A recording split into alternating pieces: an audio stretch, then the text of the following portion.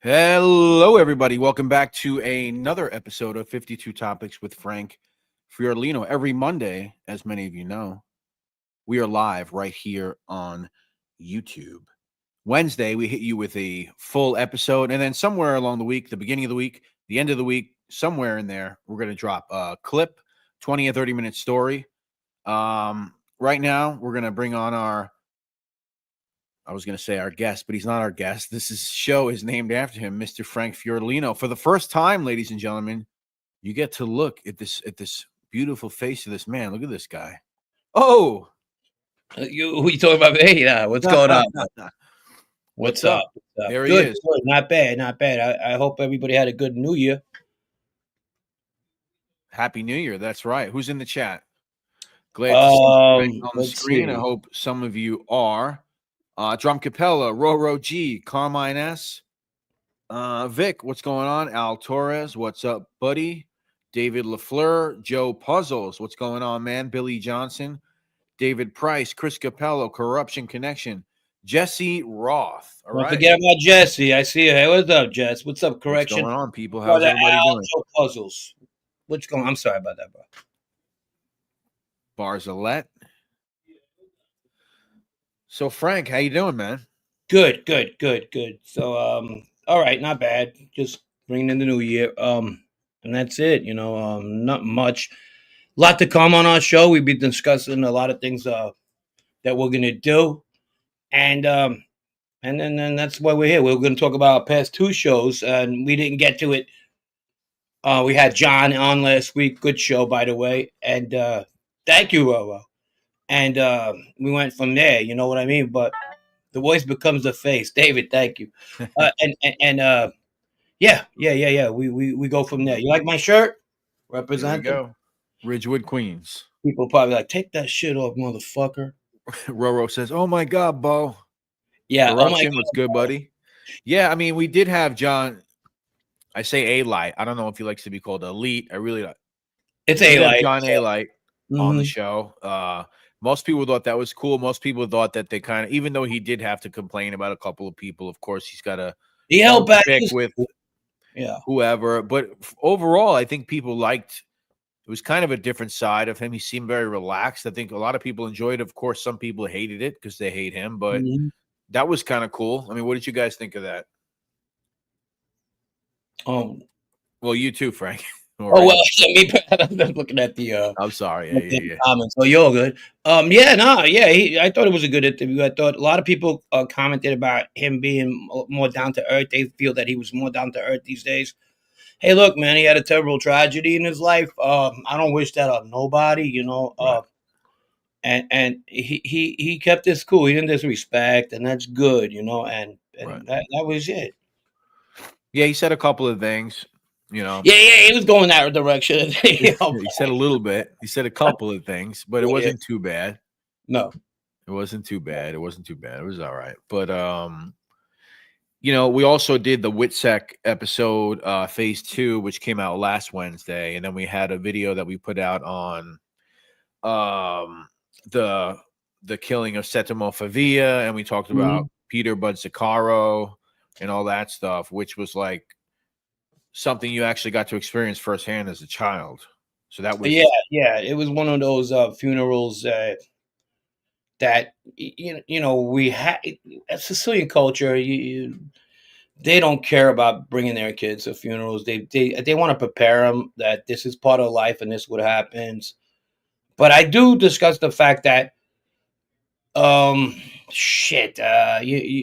that dying naturally is not part of dying. You could die young, shit happens. And I guess maybe my parents are my mom was trying to teach me that you watch out what you do. And every time somebody died, it was like they didn't die because they did something wrong, but not that they did, but that was always thrown out. So watch what you do in life. So those were like the examples most Sicilian parents try to give to their kids by bringing their kids to these type of freaking morbid events, if you will. Wow, that's interesting. I didn't even think about it from that angle. That's pretty interesting. Yeah, it was, something. Yeah. I mean, yes, definitely.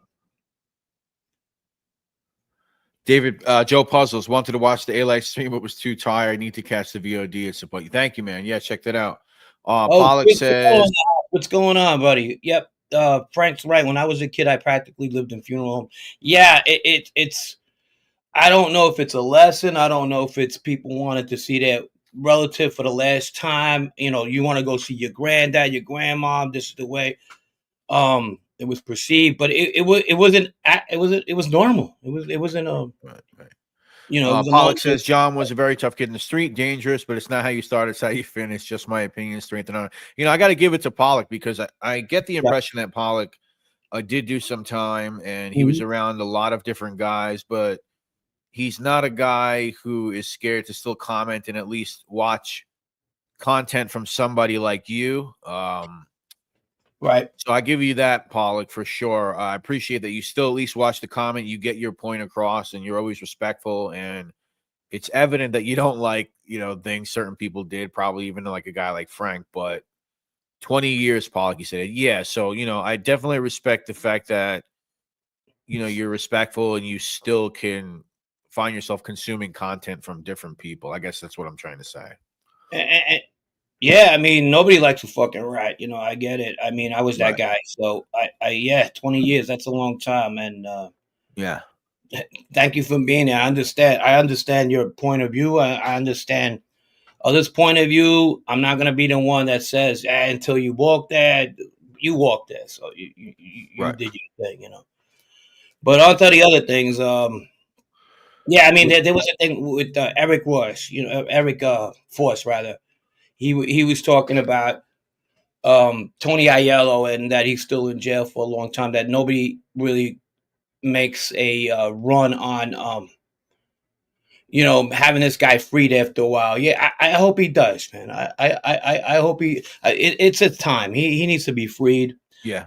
He didn't kill nobody. You know, there's people who kill that's people. Crazy. Yeah. So yeah, free Tony Aello for sure. And eventually that's going to be one of Cafe Aello / Baccarat, one of our episodes that we talk about. But yeah, he needs to be home. But you know how the government is. Do they believe he killed people? They look at it, man. I don't know. Because they do that shit. I don't know. I don't know if he has or he hasn't. His name never came up. I told you when it was in my neighborhood, he was known as Ukurmechanda, which is a Sicilian for the merchant, because he got his hands on everything. You know, there's people gonna say about the heroin thing, and you know, nobody forces you to do drugs. You buy them, you do them. Nobody forces me to have any vices I got. I do it myself. You know, it's just the way it is. But people look at it, that's a form of murder. I don't. People do. Do I condone drug deal? No. Right. But that's where it's at. You know, and he's been in there too. I think he's been there since '84. To be honest with you. That's wild. That's unbelievable. Yeah, he lost his wife. You know, his kid's in jail. He's got another boy that's outside who's a really lovable guy. You know, Vito, who's, you know, a good, beautiful kid, and he has 3 daughters too. So he needs to be home. G-Man wants to know if you didn't get into that lifestyle, is there something else that you would have done for a living? At the time, shit, probably not. I mean, probably my goal was to own a coffee shop and one day make money on gambling. I don't know. It was always, once I got into that rut, that straight up thing. It wasn't school. I wasn't going to school. I quit school. I went back to college after I got out of prison. And I'm still going to go back because I got some credits, God willingly, to finish off. Yeah. But for my business management. But at the same time, no, not when I was, no, I didn't get the kick in the ass that, let's say, I needed, you know. There was family members that tried, but after a while, it's just like, no. Going Lou, on. What's going on? Big Lou, how are you, man? Thank you, Timothy. Thank you, too. You guys, you like you. Timothy, thank you, buddy. Appreciate that. Look at that. Hey, Joey Frakes. What's up, buddy? Joey Frakes, thank you, buddy. Appreciate that, too. I'm just kidding. Thank you, guys. Yeah, the next thing I'm going to forget about it. Yeah, see what he did? He's pretending he's in Williamsburg. No, but let me see. What did Roro said something there. Henry not convicted of murder, and he's not come. Oh, she's talking about Henry Henry Borelli. Borelli. Yeah, That's another. Yeah, Henry Borelli has 150 years for transporting 15 cars. Yeah. I mean, The listen, go- he got yeah. off on a double homicide on a technicality. Yeah, but there's listen. So Yes, I agree. technically, right. But if you look at all the paperwork, and anybody who's interested, I did a whole show on why Henry Borelli is still in prison. If you look at all the paperwork, I mean, he's a contract killer. We know he is. This and that, blah blah blah. So that's kind of what they're going with. Obviously, I wasn't there. Do I think Henry Borelli murdered probably dozens of people? Yeah, I do. But he wasn't charged with it, so there's no reason why he should still be in prison, in my opinion. But Yeah. look at the paperwork. They look at him as a contract killer. He's dangerous. When they first put him behind in prison, he was in like a medium because they said, oh, this guy's in trouble for cars. You know, they put him in whatever. And then at the FBI, the NYPD, they actually said, listen, you guys got a fucking serial killer in here and you don't even know it. And they took him out and they actually shipped him off to a fucking higher security prison. That's how much they fucking hated those guys. I read one of the comments. I just couldn't help myself. Yeah. Frank, did Angel really show Lee Cole the bacala? I don't know. I'm gonna have to ask Lee. Anyway, yeah. Corruption connection. What's up? Many incidents from the '60s until present day in which members of the Bananos had legitimate jobs at New York Post. Yeah. A lot of Banano guys had legitimate jobs. There's a relative by marriage, Bumventry, I'm not going to mention who. He worked as a maintenance guy until he was in his 80s, and he was a made member. So, that's where that is, Yeah, he says Anthony Russo, Chucky, and Joe Monteleone got out recently. Both were doing life for murder and racketeering. A lot of people are getting out. You're seeing a lot of people, but for some reason, the Gemini twins got out, but Henry Borelli didn't get out. It's weird. This country's got it fucked up. I talked about it already. I mean, I love this country. It's the best country in the world. Let's get that shit straight. I've said this already. But I know it's the years that you were sentenced. I know we don't have to get too nuanced. I know it's because of the laws and the sentencing. And this guy got sentenced here. This guy got sentenced this year. And the law applies to being the sentence at this time, whatever it may be. But it's still fucked up. Yeah, I mean, look at Biden. He exonerated almost the whole fucking death row in the federal system, as he kept 3, and one of them, believe it or not, I was in South Carolina when that happened. That I was helping a friend at work, and we went down there. Oh, that's the Roof kid? Yeah, Dylan Roof, and I seen all these fucking cop cars and everything like that. When I got home, I found out what happened, but that was a really, real sad situation. That kid deserved to die in more ways than one. But I think at the end of the day, like a lot of crime on crime, and not because I fall into this category, but I think 25 is the max. And after that, if you get involved again into organized crime, then that's a lifetime parole, I think, after 25 years. But these numbers they be giving people for crime on crime, I'm not talking about Italians either. I'm talking about blacks, Mexicans, whatever, organized crime, criminals killing each other.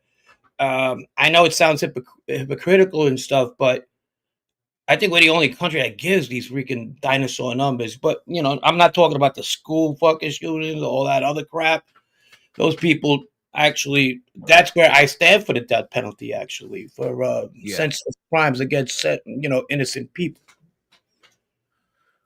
Right. Yeah, I don't know. Because it's there's some people that I really do think some people don't belong walking amongst us. You know what I'm saying? Yeah, of course. So, I mean, I think we do need to analyze it. Like you said, like crime, like if you're a part of like a criminal organization, you have a lot of this crime on crime stuff and, and then this guy's like 80 years old and he killed a couple of other mobsters and it was this whole thing. It's like, then I don't know. I don't know what good is it doing? I mean, I really don't know. After you get hit with the 25, you got to stop. At that point, you got to be like, I got lifetime parole. I don't want nothing to do with nothing. Right. Yeah. The 35. There's something perverted and not in a sexual way about a man who wants to hang out with freaking people like 20 years younger, 30 years younger, committing crimes. I call it. It's very Fagan-esque, if you will. You know, like Fagan-esque, yeah. you know what I mean? Where it gets weird after a while. I could see when you're young, you make those mistakes, you come out, but 60, 70-year-old, 80-year-old guys hanging out with 30-year-old guys, there's something wrong with that. Yeah. A lot of people thought DeMeo was a bit of a Fagan, but he was 15 years older than the twins. I don't know if that's Fagan enough, but when he's 35 and they're 20, is that kind of Fagan-esque? It kind of is. I mean, if it's in a business aspect, I get it. I don't, like a gangster that's more guiding you towards a business way of that kind of life or something. But a guy who's telling you to go whack people and shit like that at that age, I'm talking 20 years old. I'm talking 35 and 20, not 50 and 35. Right. Even Sonny Franchise, legend. I get it, but even coming out and still wanting to go to walking talks at 90 years old. I mean, you know what I mean? Yeah. A little cringe there, I'd say. But hey, he is. It's a little cringe. Yeah. It's a little cringe. Yeah. I would say so, but I don't know, dude. That's the life. That's the life they want to live. I guess. I don't know. Maybe I shouldn't judge. I'm sure there'll be a bunch of comments. Who are you guys to judge? Hey guys, what's up? Does Ronnie G come out and take Boston? I have no idea. I really don't speculate. I like to talk about stuff like that. I would imagine that a guy like that probably doesn't leave that sort of lifestyle, but I don't know. What is he doing? 14 years or something like that? Yeah. I don't know. I mean, a lot of things changes when you're inside. The jail can change a ways, the way somebody thinks. You know what I mean? Over the years, he might go a certain way in, and then come out another. Just like, hey, I had enough of this shit. Fuck it. I'm missing my family's time. You know what I mean? Right. And then you get an idiot like that guy in Detroit just keeps on telling people that these people are still in the life. He has no clue. The octotarians or whatever the fuck he comes up with. Yeah. But we did talk about Setimo's death, right?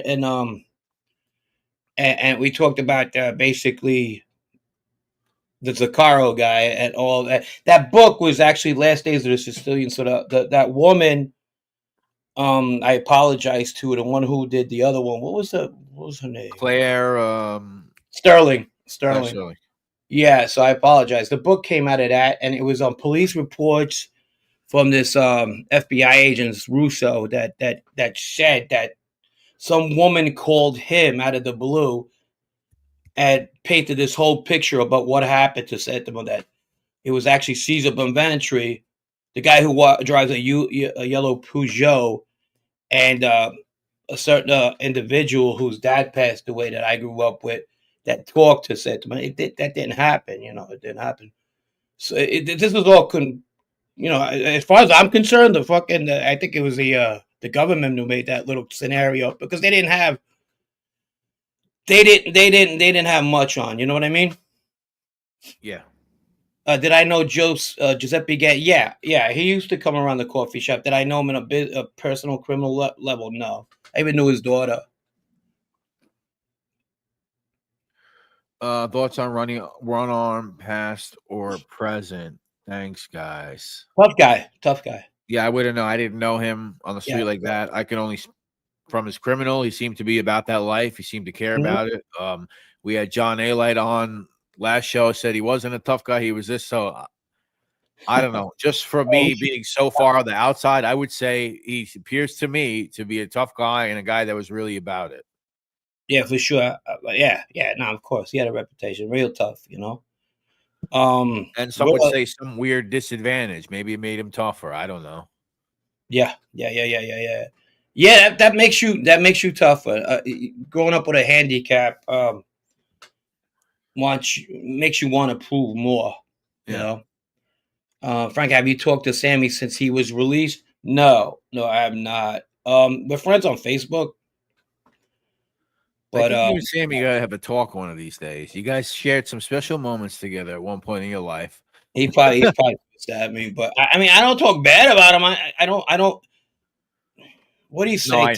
No, I'm just fucking around. But it would be interesting. I mean, it would be interesting if you guys actually talked. Yeah, I mean, whatever. It don't make a difference. It really don't.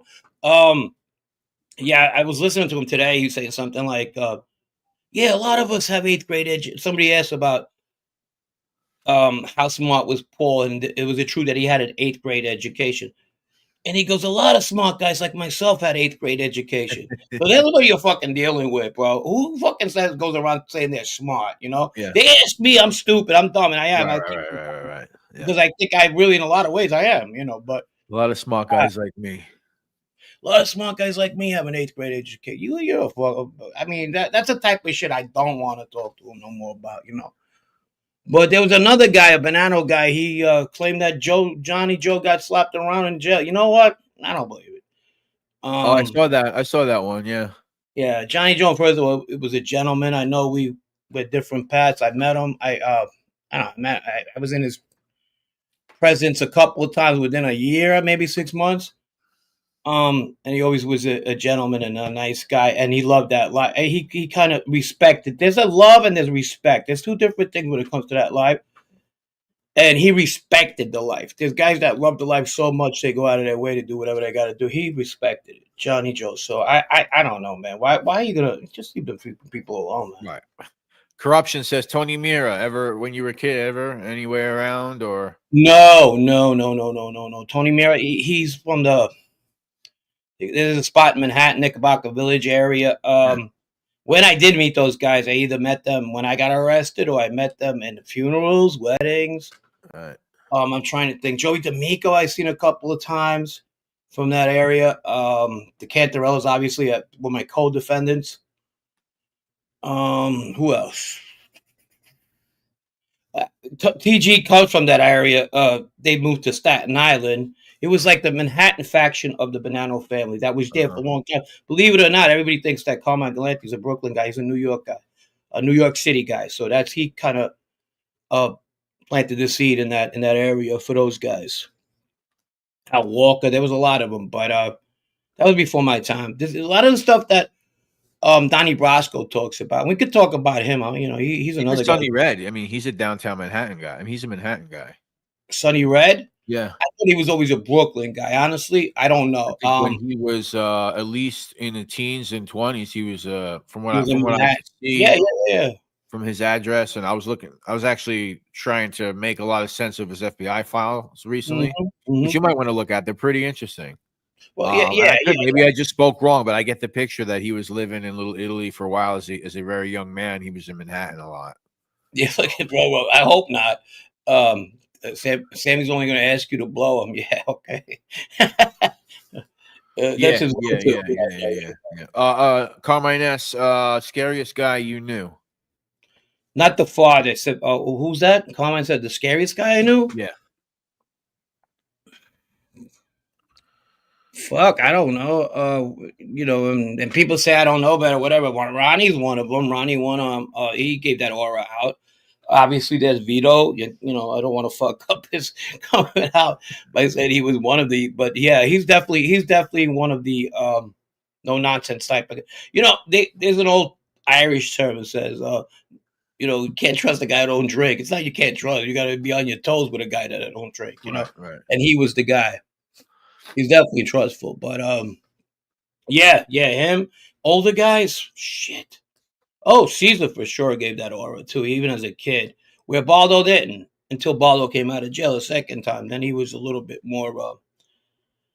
He looked better. You know, I mean, when I was a kid, he always, like always joke around and stuff. Where Caesar was always quiet to the side. Huh. My Uncle John, my Uncle Cheech, when they could turn it on like this. They were like you think they were lawyers, and then the next minute they you didn't want to be around them because they had a fucking switch. They were like that too. I'm probably forgetting a lot of other people, but yeah. Like then there's a lot of guys that weren't that way. That didn't give that aura, but then at the same time were just dangerous, you know? Yeah. You know, it's kind of like when I found out Bobby Glass was involved in a double murder. Right. How I found that out was through he got arrested. I never heard the story. We never talked about it. It wasn't like that. And So I don't want people to say I, inventing shit because I just didn't know. He got arrested. I was like, "Ooh, Bobby," and I like because he never gave that aura. He never did. But there's a lot of guys I'm missing. In jail, there was guys too. I mean, Cornfed. I tell you, he's a nice guy and all, but you knew he Right. had a dark. You could tell he had a dark way about him. There was darkness in there, a dark spot. Darren Cassidy wants to know if you met Mike Sabella. No, no, no. From the restaurant, I think he died when I was a kid. The old man did, but the son was around too, and I didn't really know him either. Joey Frake said Chad Mark said Baldo is a miserable guy to be around. We can be. Yeah. We can be. We can be. Matteo Pantangeli. Francesco, do you know any guys from Messina? Messina, no, that's the east side of Sicily. No, I'm not really. It's funny because I knew a couple guys from Catania. They weren't really. A lot of the Catanese, and when I mean Catanese, people from Catania are not really involved in American mob that I knew. It's funny because I was watching Mob Facts, and there was a guy saying he was Carmine Galante's nephew. I don't know what happened. Oh yeah. I know that guy. His name is Frank Catania. He's a Catanese guy. He's from my neighborhood. He just wanted to know what's going on. Yeah, I'll talk it to you later. I was watching him, and I could swear if you look, because he hung out with Luigi Ronzavelli as well, another guy. Right. So if you look at that thing, I'm trying to make the guy who tells him, Frank, let's go. He says it in Italian. Ciccio. Let me pull it up. I saw it earlier on Mob Facts. I think that's Luigi Ronzavelli. I'm not sure, right, but look at it. So that's crazy. I can pull it up. Let me just go to his page. Well, it's on a short. It's if you look at shout out to Mob Facts. Good fucking stuff. Oh yeah. And that was a friend of mine's dad, Joe Catania. That's Frank Catania, and he had a coffee shop as well. He goes, I don't know. This is my uncle. I'll talk it to you later. He tells the reporter. It's just crazy. Right, let me pull it up. Hold on a second.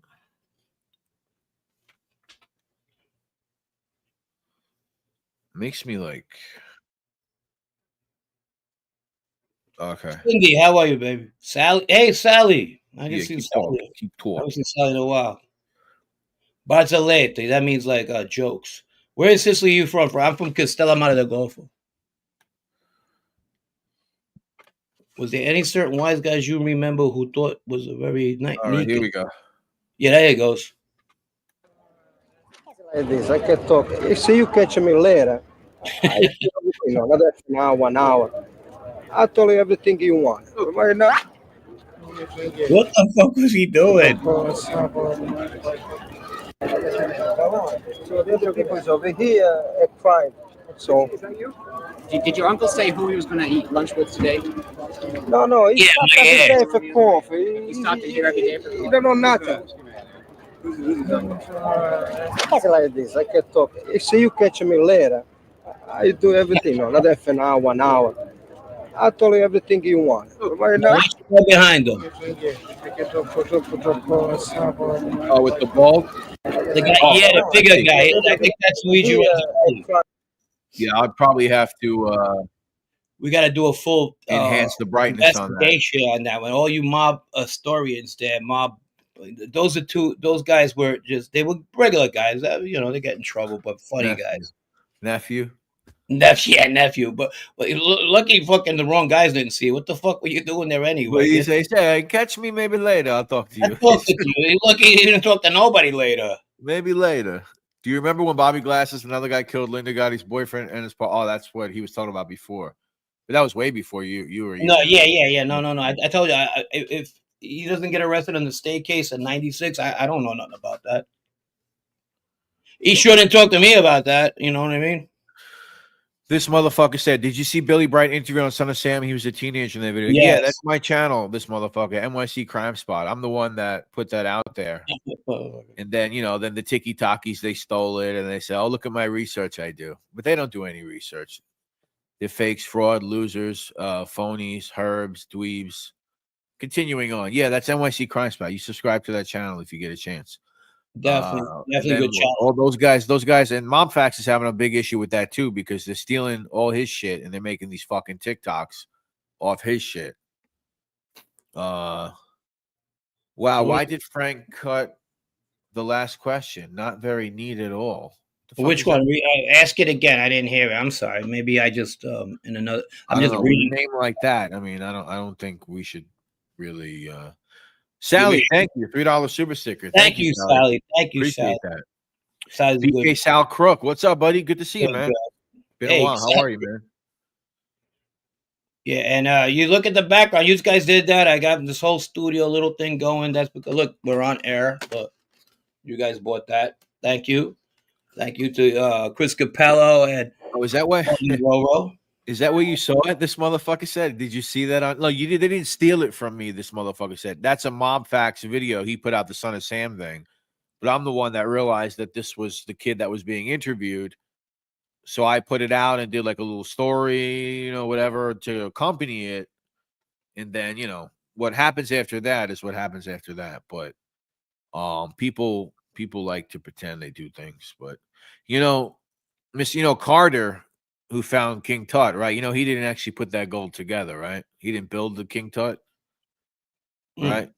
No. But he found it. That's kind of the way I look at all this stuff. People think that, it doesn't mean anything if you weren't do it or you didn't write the file or you didn't do this or you didn't do that. But Vinny Chicken Cutlets, what's going on? Hey, what's up, Vinny? What's up? Yo, Vinny's a fan, a friend. Just Beetle, what's going on? Who else is there? Yeah. Are you willing to do an Italian Sicilian show? Yeah, we could do that. We're going to talk about my years on vacation in Italy, the climate, and what was going on in Sicily during the time. I've lost people that were close to my family during that war, and we'll discuss that not thoroughly, but really briefly because I don't want to bring back old wounds to nobody. But yeah, express permission. You don't need my permission. No. I mean, we discussed that. Well, yeah, I do actually. We're this is a corporation, but yeah, a lot of good stuff is coming. I think you guys like the makeup of a lot of Italian American places. They use a social club as a place of gathering and whatever, playing cards, whatever. We use the coffee shop, so Cafe Aello is going to be very interesting. I think that it's new to you. I don't know if it's going to be especially we're going to throw in the Baccarat angle into it. This mob controlled card game that went on for decades. I find that pretty fascinating. I love to see Frank. Like my thing with this, like even when I got into looking more into organized crime. Of course, I've always been into criminal history, New York City criminal history, organized crime. But I always love that, like the street stuff, I'd rather hear about the street shit or some of the grimy characters or some of the low level street stuff than well, that's what you're probably going to romantic, like, he took over the family. He was so strong and powerful. He had the will. Yeah. Like, I don't want to hear about. I mean, I do, but I love the lower. You know what I'm saying? Yeah, that's what you're probably going to hear. You're going to hear about the thrives people had to get to where they had to go. Yeah. The people who died doing it on the way there.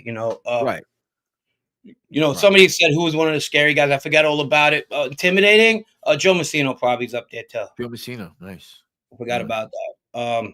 But he did it casually. He did it. If you look at those tapes, if you listen to those tapes with Vinny Bassiano, you see how calm and collective he is, trying to coerce on the first meeting, and the second one he becomes a little bit more animated, and that's. There was a time to fuck around and then a time to get real serious. Right. And it was a look sometimes it was a raise of voice, and then he would just hold himself back. He was at that point he was pissed. Yeah, like with the Vinny, he's like, "I'll let you slide the other day." Right? Yeah. He don't, that was it. Joe Messino, I know. Yeah, it was Joe Messino. Inside joke. Mustache P, what's going on, man? How are you? David Lopez. Carmen Francesco, Fiordilino. We had the Baccarat game from the 80s to the 90s.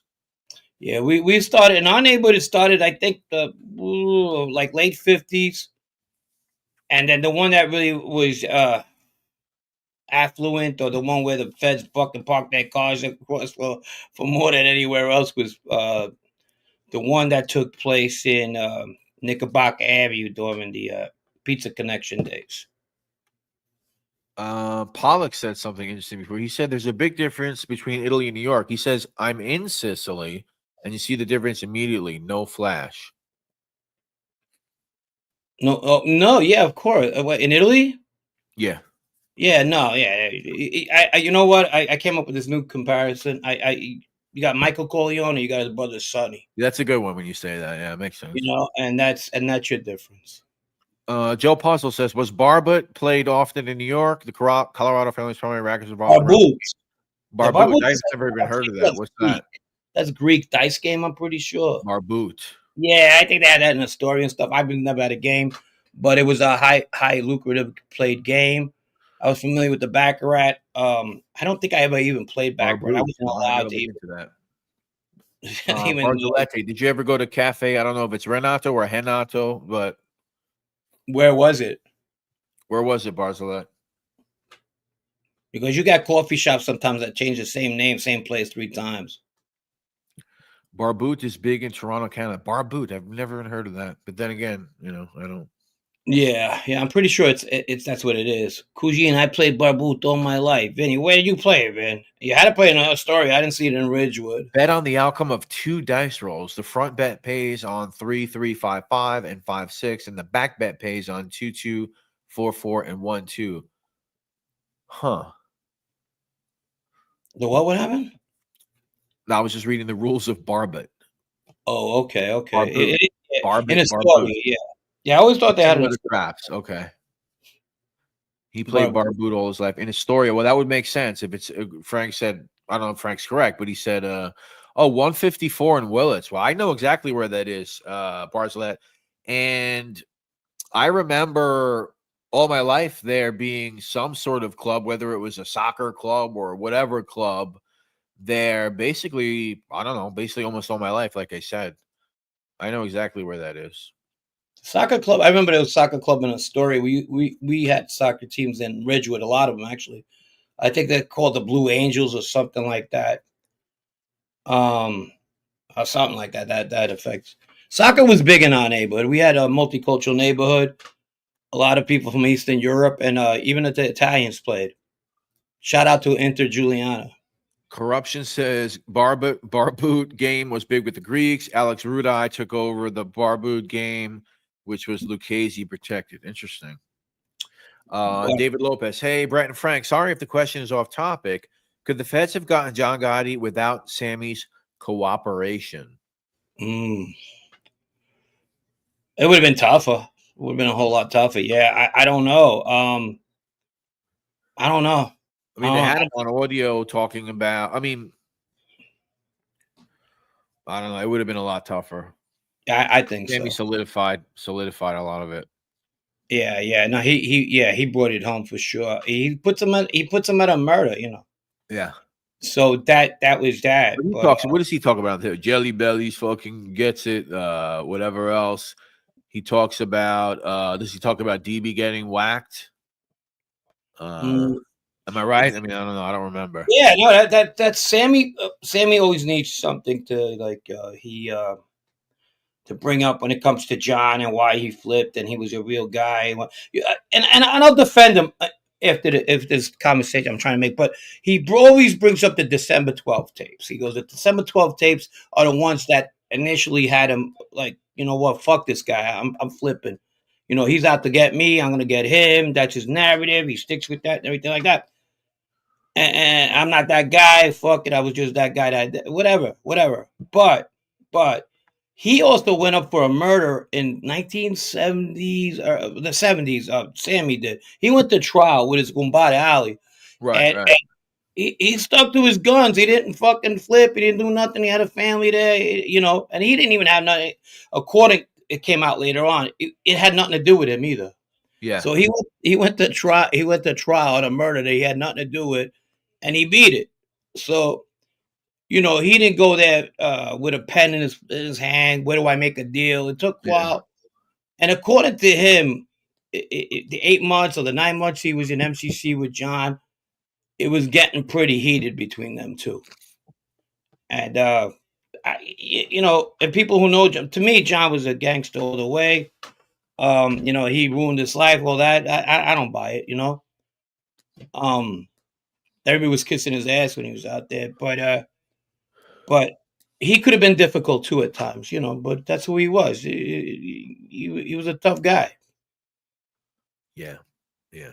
Oh yeah, Sammy tells all types of crazy stories. They had a beef over oranges. They had a beef over his wife's rubbing his hand. I mean, fucking, I don't know. Joe Yeah, Puzzles. Yeah, let me ask you something, Puzzles, because you know a lot about this stuff more than me, for sure. As far as this Colorado stuff, have you ever seen that guy? And he might be a Fugazi Friday. I don't know. There's this guy. He's been on that kid's channel, Invest in Yourself, a couple of times. Adrian, and he's been on a couple other channels. I've been on his show. I think his name is like Philip Anthony Hall Signs, whatever, and he's like Denver Mafia. He's like I don't know if he's Mexican or Spanish or maybe Italian. I don't know what he is. The dude could be Native American, fucking Sioux Indian tribe or something, for all I know. Right. But who is that guy? You know who I'm talking about? Yeah. He approached me one time. He's a nice kid, fairly nice kid. No, not Adrian, the kid, but the guy that's been on the show a couple times. Oh no! I'm talking about Adrian. Anthony Signs Hall, whatever the fuck. I don't. Philip Signs Hall. Pass the peace pipe. No, I don't know. Probably, I don't know. Those guys. Yeah, my experience with natives and out here in the West Coast is that they could get down, but they do like the fire water. That's for sure. Yes, yeah. Thank you, Roro. Appreciate you sharing that. But they're all right. They're not bad people. Yeah, and they'll let you in for some tobacco too. Oh yeah. I've not heard of him personally, but depending on his age, it's probably not true about being affiliated with that family. Yeah, that's what I figured. You got to look it up, Puzzles. Go to that, and I'm not shitting on the kid. I don't care. He seems nice to me. Whatever. Invest in yourself. Yeah. Adrian. Denver Mafia. Just type that in, and this guy tells this whole story. How it's crazy. It's actually pretty crazy. Oh yeah, it's this just starting to like water away at what we're doing because I just don't. If I don't know nothing, I'm not going to comment on it. Right. There's a lot of stuff I won't comment on anyway. But it seems like people who don't hold anything back are the ones fucking who just get throw everything but the kitchen sink, and you gotta question it all the fucking time. You know what I mean? Right. If you have the energy. Yeah, it's not a me thing, but it's getting to the point where it's watering down good content of other people doing. And listen, I said it. It's 52 topics. After 52 weeks, if I don't have anything no more, it's on to the next one. We go get somebody else, and that's it. Right. But the Fugazi Friday, as much as it's starting out as a joke, it's gonna be real. And we're gonna go after these people not to do this no more because they're messing up the genre. Okay. I could talk about things up to my level or associate up to that. And then another guy could talk up to this. And then you get people that it's a chain. And people want to talk about, regular made guys want to talk about boss things. They weren't bosses, and I wasn't a made guy. So I can't, it just waters down everything. Right. But the thing is too, Frank, like we all have to be adults too. Like I know that you are affiliated with organized crime, right? But whether you're made, whether you're this, whether you're that, everybody has a right to tell their story. And that doesn't mean that your story is not interesting because you didn't take a fucking blood oath or something. Like no. I get that. I get that. I'm saying that to the naysayers that they think that because he didn't take an oath. What does he know? I mean, but no, I at times I knew more than people that did take an oath. Well, that's what I'm saying. Like, and I understand that some people we could say like, all right, what the fuck does this guy know? But anybody with a fucking brain could like look at your story, who you grew up with, who your uncles were, the world that you were born into, and say, wow, this guy has an interesting life story. But some people seemingly can't do that. And I don't know, to those people, like, I don't know what to tell you. I don't know what to say to you. But the main thing is everybody has a right to tell their fucking story. And if you don't want to listen to it, then that's fine. Yeah, but at the same time, I hear you. Yes, they do. But at the same time, tell the right story. Don't bring anything because it's just ruining the mob genre. Right. You know, and it seems like when they can't talk about the mob anymore, then they start fighting with each other in these fucking mob shows. Oh, You know? yeah. Tell the story, but yeah, Yeah, make sure it's we're fucking sick of true. talking about Make stuff. sure it's true. Right. Yeah, let's have a Right. Jimmy. Make Glenn sure it's or the truth, not yeah, your yeah. truth, you know? Yeah. Make sure it's the truth, not your truth. Because that's pretty popular these days too. It's my truth. Shane Butts, happy Hanukkah, my friend. Shine Putz, how are you, buddy? Yeah. Go back to the comments. From the description, he's claiming membership, which is pretty blatantly untrue. Okay, thanks. Yeah, so he's in Fugazi Friday. We'll do that. What was the Frank Cali thing you said last week about him going in on someone? Yeah, I don't remember. I do remember if I don't remember saying, but I remember the incident. We were at a soccer game and some kid was playing for his team and he took his shirt off when he got red carded or he got taken out of the game and he did it and he was watching and came in and just pushed the fucking kid right on the floor. Oh, okay. Me and my other friend that was there that day, who happens to be a member of the families. We were together at that game, and we're like, look at this fucking guy. But then I met him again in a better situation, and he was okay. He was a good guy. I met him with the upper guys of the Gambino family. I don't want to name him. You could figure it out. Bobby was there, obviously, and sat down. We just talked the shit. He was telling me that I think my cousin's cousin is related to him. My cousin Phil's wife or something to that effect. But yeah, that was the last time I seen him, and one of the few times I seen him. 107 people in the chat. Please hit the like button if you like what you're listening to. We really appreciate it. Even if you don't like it, just hit the like button. How many people we got? We had 106. All right. Good stuff. Thank you for watching, guys. Really, I appreciate it. And yeah, like we were saying before, it's gonna don't get bored. I'm just talking about, I want to give you like a foundation or structure of where we're at, where I grew up, and then you're gonna start meeting my friends. We're gonna talk about the breakdancing days, Ridgewood. There you go. We're gonna talk about people I meet, and then eventually what we get into. I wasn't much of a good breakdancer. Some of my friends were though. Yeah.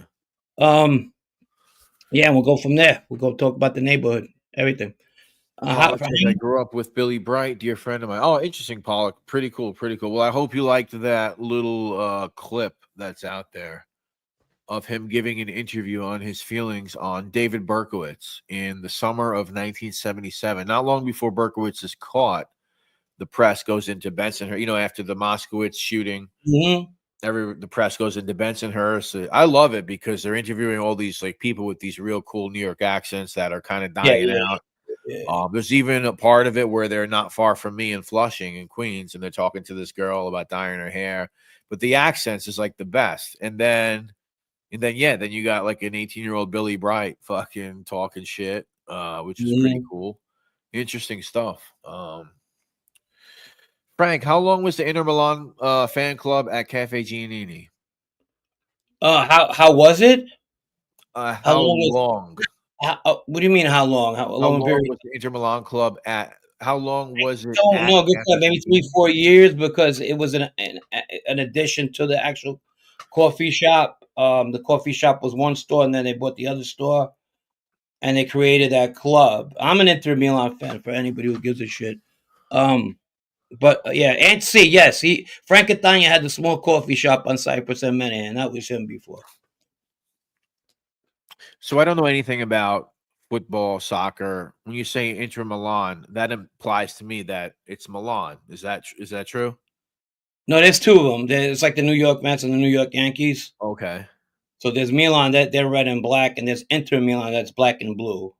But is that from up north? Is that like Yeah, way it's up a there? northern team. I mean, my other Okay, team is okay. Palermo How because did you end up being a fan of them all the my way up there? family, my dad was, his brothers were, my Really? brothers Wow. were. They grew up on that, so it was an Inter Milan thing. But as far as like if a team goes to the A division, like Palermo goes, I become a Palermo fan all day. Okay, okay. Yeah, because I Yeah, was I'm thinking you're local. way I down was here and always they're on. like way up there. Yeah. Even Naples, I like Naples too. I don't like them better than Inter Milan, but Okay, any Sicilian team, I'll always go for them. cool. Hmm. Aunt C says Frank Catania had a small coffee shop on Cypress and Minahan. Yes, that's correct. That's him. Lilo's nephew. Corruption says Frank, any interactions with the DeCavalcanti New York City faction? None. Tobias Funk says Frank, I was just going to ask who you support. Yeah, so he says he supports Inter Milan. Yes. Inter Milan. John I pronounced your name right. Sielitsky. Frank, any chance the Gambinos take Alfonso off the shelf going forward? I mean, why would he want to go? Anybody with money, why would they want to get in that fucking life anyway? If you're shelved, okay, later, bye. You know? And see, any idea what ever happened to Joe Galante Sr.? No. It's got to be old. Yeah. So I want to ask you something, Frank, which I wanted to ask you in the beginning because I wanted to touch on some of the shows that we did. And the last one we did was Witsec Phase 2, and I don't think I pressed you enough on this. I wanted a different answer from you. My question to Frank, ladies and gentlemen, which I kind of asked him, but I didn't really get to press you on it, was you make these friends, right? And you're telling these lies, right, to these people.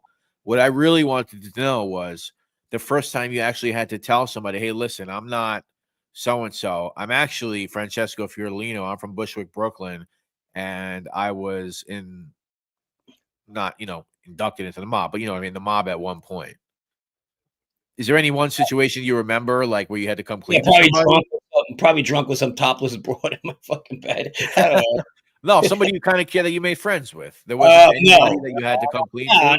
Not at first. No, when I got out of it, not many people knew. No. Okay. There was a girl I was messing around with.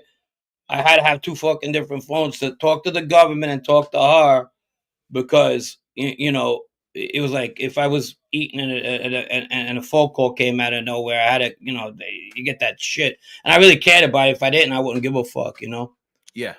But that was it. I mean, when I would go cross country on a fucking plane, come back to New York or something, I had to make shit up. An aunt died. Why don't I ever meet your aunt, your family, and all that other crap? But I can't lie where I'm from. The minute I open my mouth, they know. I got a lot of Boston. Are you from Boston? You don't want to commit to that because you might forget you said that, and then the next time they ask you, you were like, "Who the fuck told you was from Boston?" So there's a lot of things you had to watch out for. But it wasn't out of fear. It was about losing my money and my stipend because I was getting money from him and all. But at the same time, which got old, I explained that. But at the end of the day, you breach again and you're in fucking Siberia. Yeah. Where are they going to stick you? In Alaska and or even Topeka, Kansas, if they really need you. But No, what I'm saying is I think you still not, no offense, but I still think you're not answering the question unless you don't want to. I'm saying, was there a friend that you have that you still have today where you had to actually sit down with them one day and be like, hey, by the way? Not while I was in the program. I'm saying when you're out, like you never had to like come clean to anybody that you. No, did I breach? Yes, but I didn't. Not with the people I met because I knew them for a little time. Who knows? I get into an argument with them. The next thing they're telling everybody, Right. Yeah. Okay. Well, I don't know. I mean, no, I don't. Yeah. I don't. I kept it. And then not only that, what are you gonna say? I ratted on the mob. A lot of people might be cool with that. I wasn't. Joe Lee says, do you have any thoughts on Dew mentioning the last few months he believes Gene Gotti is very high in the Gambinos? This is Joe from South London. What's up, Joe? We appreciate you being here. Yeah, Joe. I don't know. I mean, some of these guys are born that way. Like we were just talking about. Sonny Franchise and all. I don't know. I don't know. I can't answer that because I really don't know. Ducks, what's up, buddy? People from outside the Northeast don't know how to differentiate between a New York and a Boston accent. Yeah. Yeah, well, same thing when I was living in down south. When I was in the south, I couldn't decipher a South Carolina from North Carolina or a Right. Virginia accent. But now I could. I mean, I know if you're, just by the way you talk, I know what part of the South you're from. Like if you're from Alabama, you just whistle your words. So it kind of yeah. But I get it when you're in Oregon or something, they don't know. I'm in Northern Virginia near DC, Matt. Yeah, so you got to be a Redskin fan, Matt. What's up, buddy? This is a question that always comes up. Maybe we'll answer it one more time. John Siedlitsky, this is a softball, but Vito coming home, will he stay clear of that life? Hopefully. Matt, what's going on, man? Thanks for catching us. Doing well, buddy. Yeah, but if anybody has questions about Phase 2, let me know. A lot of people Lee Cole liked it, so it had to be good, right? Lee Cole did make an appearance in the comments. Made an appearance on my comments. All right, shout out Lee Cole for commenting in the. I owe you. I paid that. For that. New Orleans sometimes sounds like New York. New Orleans sounds like New York. Ooh, I don't get that. New Orleans to me sounds like Bobby Boucher. You know what I mean? Yeah. Yeah. I know some of those New Orleans accents are wild. Like I can't even. It's not even English. It's completely. I don't even know. Like you ever watch those swamp people thingies? Yeah. Sound like Boomhauer. Like, hey man, somebody mom. To be fair to Castagna, though, the first immigrants of Sicily, the very first, a lot of them migrated into this country, migrated in the New Orleans area, and they got some of the best restaurants out in Italian restaurants out in Louisiana, and well, in New Orleans area, Narlands, as they say, Narlands. Narlands, yeah. You're the one that told me about the history of like the lynchings that were happening there. Yes, the biggest lynching to ever take place in the United States was that of Italian immigrants in New Orleans. Yeah, that's wild. I didn't know anything about that history. They went into jail and they just, they strung them up. RD, what's up, buddy? From the Upper East Side of Manhattan, RD 357. What's going on, buddy? Good to see you. Steve, yes, Henry Hill was pinched in Kirkland. Fact. Oh, what year was that? When he was in the program, 80s. Right? Probably in the 90s, right? Sometime in the 80s. I'm pretty sure it was 80s.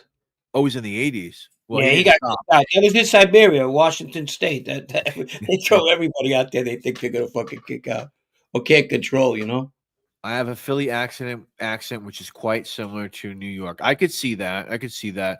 Although some of that South Philly accent, that's definitely something on its own. You think it's very similar to New York? I don't know. I guess it depends. Like when I hear that Snuff Kid talk, I see the inflection maybe a little bit where it could just be a general East Coasting, but I also see something else that's not New York in it. Let's put it right. Thank you, Matt. Thank you for contributing to the show. What was that? What did it say? Tobias Funk. Frank, were you able to get comfortable at all while in the program, or did it take leaving the program to begin a new lifestyle comfortably? Always interested in dramatic personal change. No, I was happy. I was very happy when I got let go because I knew certain obligations weren't there anymore. And that was it. I was good. I could talk to whoever I wanted to. I could go, I went.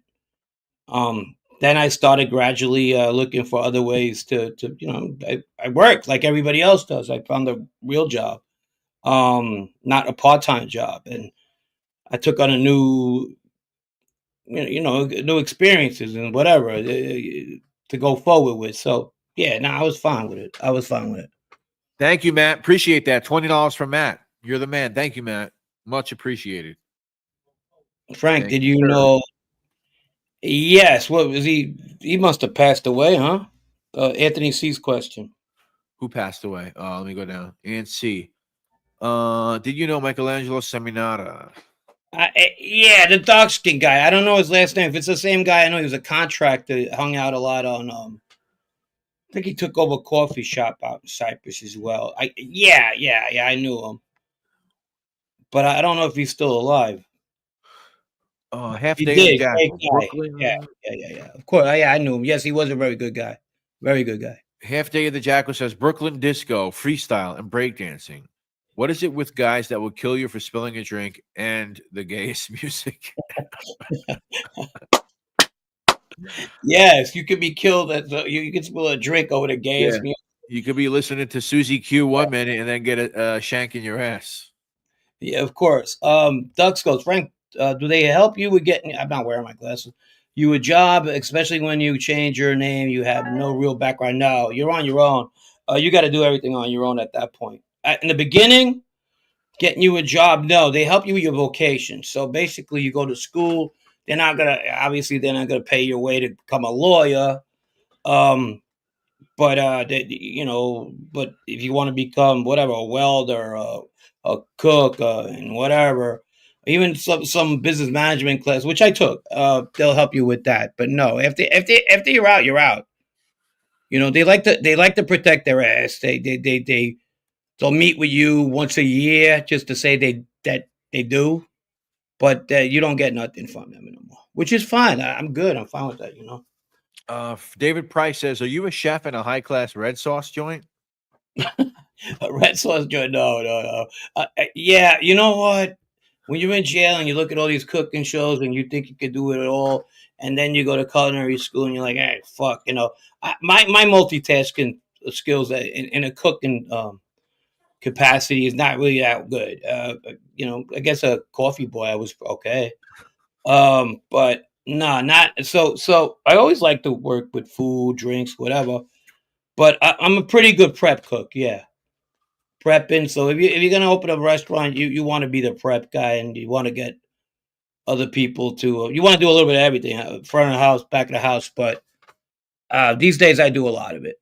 But I'm not in the kitchen. I'm just too much drama. Have Gunsmoke send you Dominic's hot dogs and D'Angelo's salsiccia bene? Have guns. I've been to Dominic's Hot Dog. We used to go Where's there. Dominic's hot dogs at? That's by shit. So you're familiar with Woodhaven Boulevard by St. John Cemetery? Yeah. That's not too far from where Vito got shot at across the street from the Okay. from the gym. We used to go there on lunchtime. Like if Vito had to talk to me about something, not guys out Grimaldi, we used to go get lunch. And it was a little good setting. It was by the cemetery. Like if I fucked up or something, it was usually I about know that. someone that goes there. I think of it as a sauce. We need to go out for lunch, like, all right, what the fuck did I do now? Right. But God rest his soul. Matt says back in the 60s, 70s, the Philadelphia accent sounded exactly like New York City accent because they were migrating from New York City. That makes sense. Yeah, no, I could definitely see it, but then there's something there at the end that kind of makes it Philly, I guess, or whatever it may be.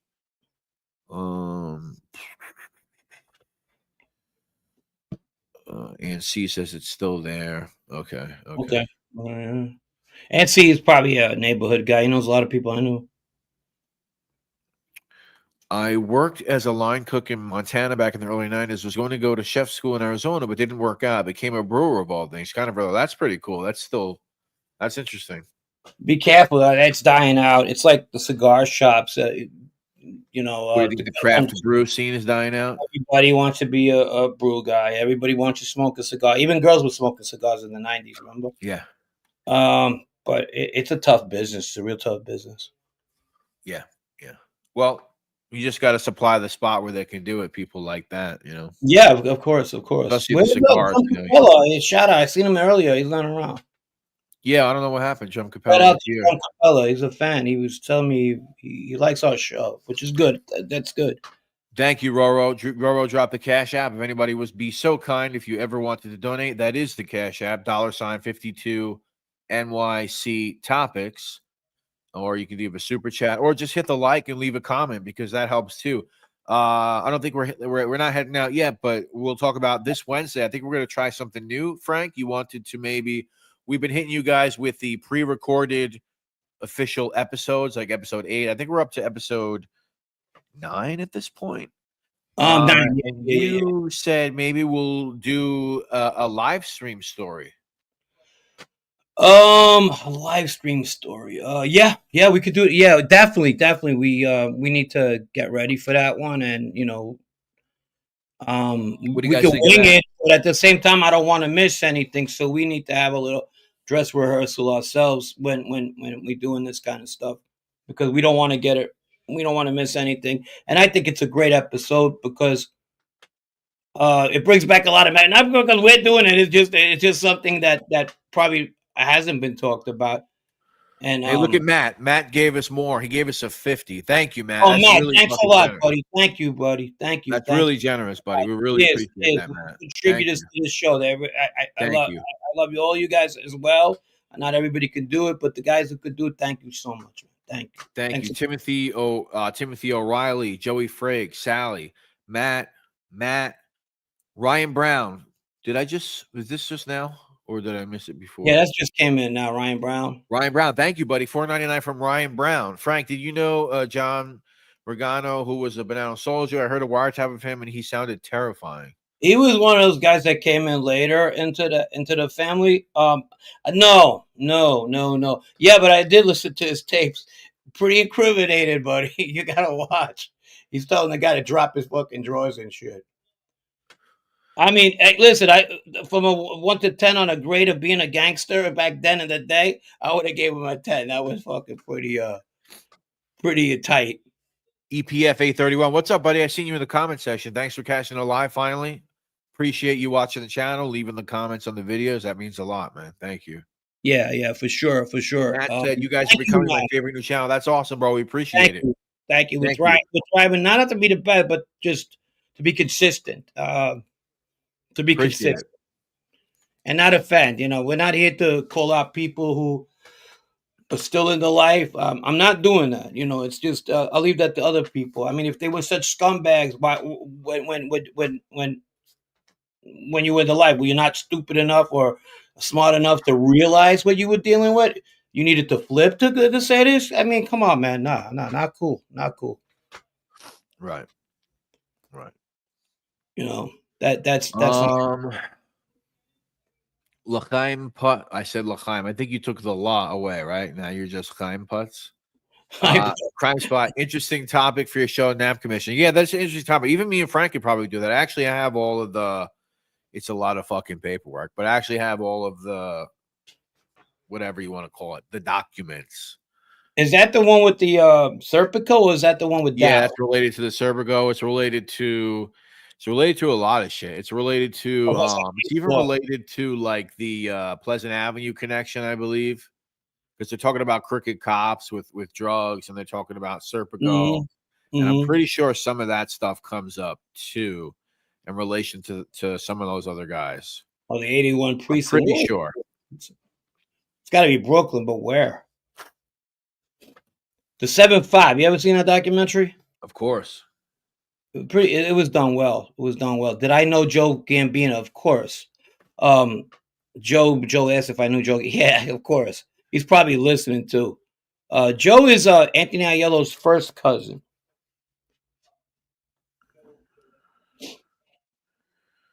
Now it's gonna bother me if I said something wrong. What'd you say? With the NAP Commission and the Pleasant Avenue. It either came up, or some of the cops that worked undercover within that whole thing were involved somehow. We'll get it straight. Maybe we can cover it. We can cover it here on 52 Topics with Frank Fiordilino. That was 1970, so we'll have to do the year 1970 or something like 72. that. We keep stalling on that one. Yeah, we're stalling on 72. We got 72. Talk about it in on Wednesday and just throw it in too, because I want to get past the 70s, a little bit of the 60s. We're going to talk about the Troutman shootout that occurred with Bill Bonanno. the late Willie Raviello, and my late uncle John Fiordilino.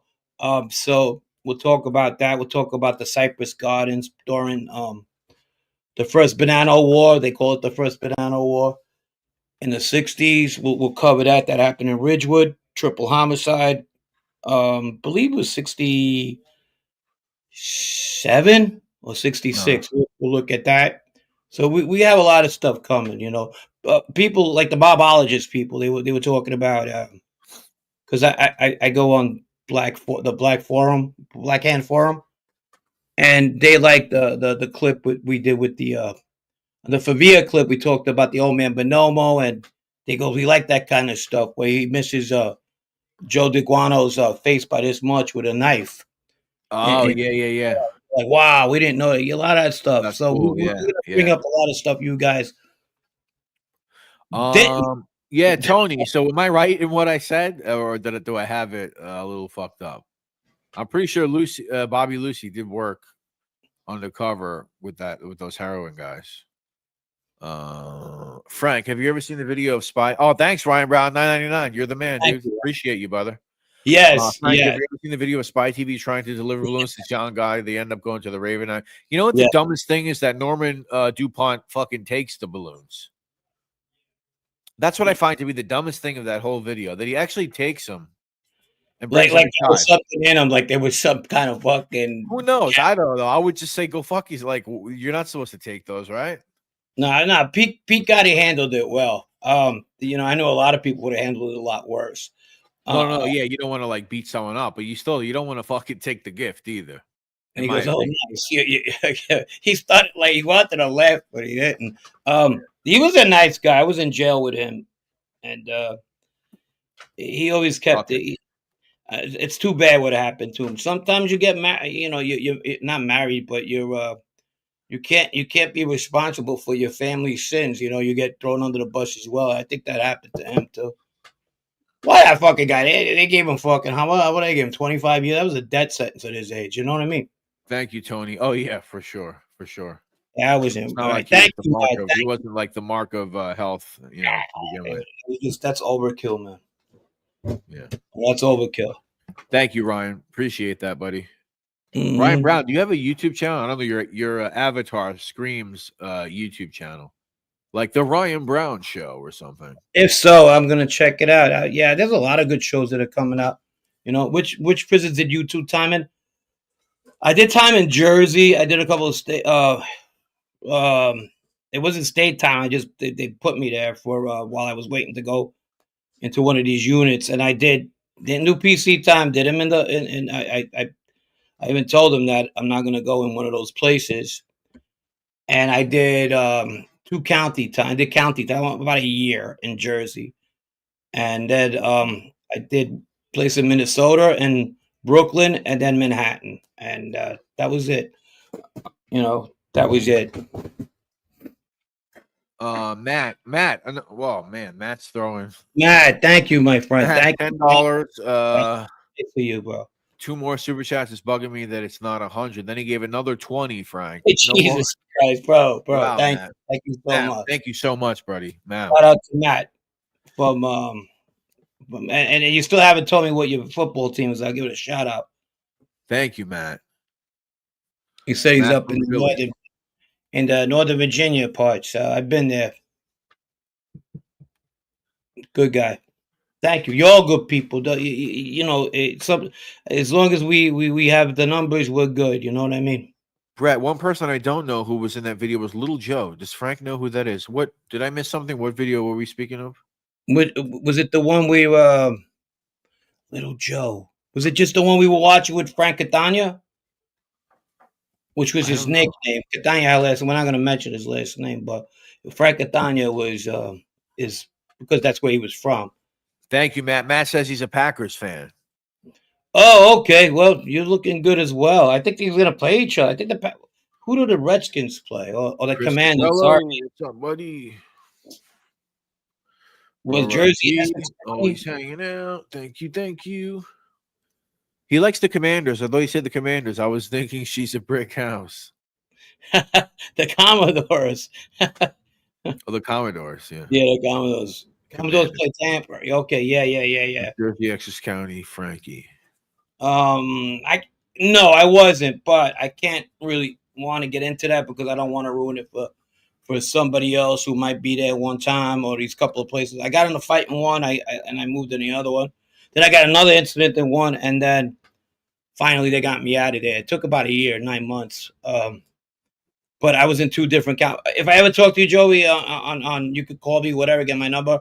I'll tell you. But they use that. Okay, what's going on? SPK, that's so funny. I just finally read your avatar there, and now I realize that SPK stands for salt, pepper, ketchup. Salt, pepper, for real? Like what you would put on a bacon, egg, and cheese. No way, yo, salt, pepper, ketchup. That was cool. funny. It was funny when I was a kid. True story. When I was a kid, we had this across the street from us. We had this deli. This guy opened up this deli, and there was a Spanish guy that worked there, and he was a little, I don't know, effeminate, I guess you could say. I was 13, 14 years old, and he would say salt, pepper, ketchup, salt, pepper, like that, right? And then he used to always wear this Diego necklace. And one day I went in there, and I'm like, I think my brother was like, "Hey, Diego, what's going on?" He's like, "My name is not Diego." We were like, "All right." So that kind of confirmed everything for us. But he was a nice guy. Hey, Lee Cole, Wrestling with the Devil. Make sure you guys go and subscribe to Wrestling with the Devil with Lee Cole. Absolutely. Great show. Good show. Just a suggestion, get vidIQ and tag your shows, guys. Good luck. Thank you. I do tag them behind the scenes in the studio, but I don't tag them on the actual titles, Lee, because I always thought that was kind of ghetto. I'm sure you could think of a couple of creators that do that. Unless you do that, Lee, I don't know. Are you talking about like another way of tagging them with vidIQ, whatever that may be? But when people put their titles on the video, then there's like 20 hashtags in the actual title of the video. Mm-hmm.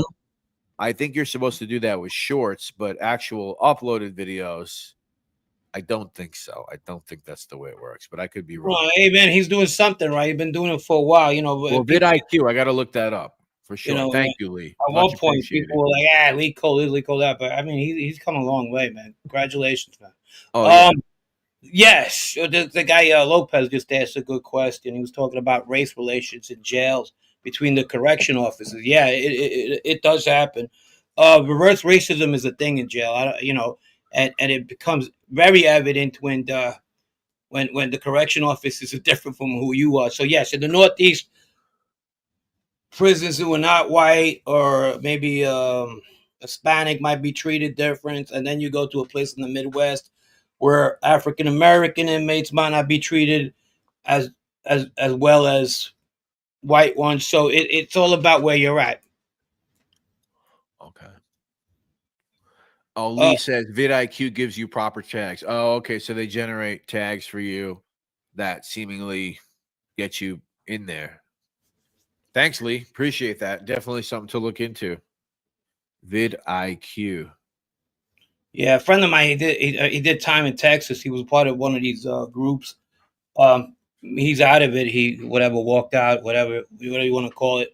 And when he was in Texas, and he used to come out the paddy wagon into the jails, the buses. Yep. There'll be the guards right there, be telling like the different inmates, "Y'all better keep your hands off my white inmates, motherfuckers." Just like that, right off the fucking bat. So, yeah, that's a thing, man. It really does exist. vidIQ. I see it here. Thanks, Lee. Appreciate it. Got it.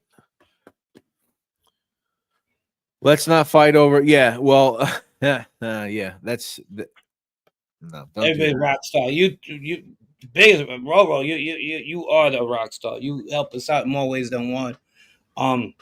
Yeah. Thank you so much, Roro. Thank you. Billy Johnson has a buddy who was in MN. I guess that means Minnesota with Sammy. Yeah. He Billy Johnson asked about the dog program. Now, when I was there, they didn't have that. I would have loved it. Keep you out of trouble, keep your mind focused. You're in a cell with your best friend.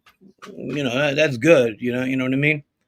128 people. Thank you so much for being here. It really means a lot to us. Make sure you hit that like button. Leave a comment in the chat.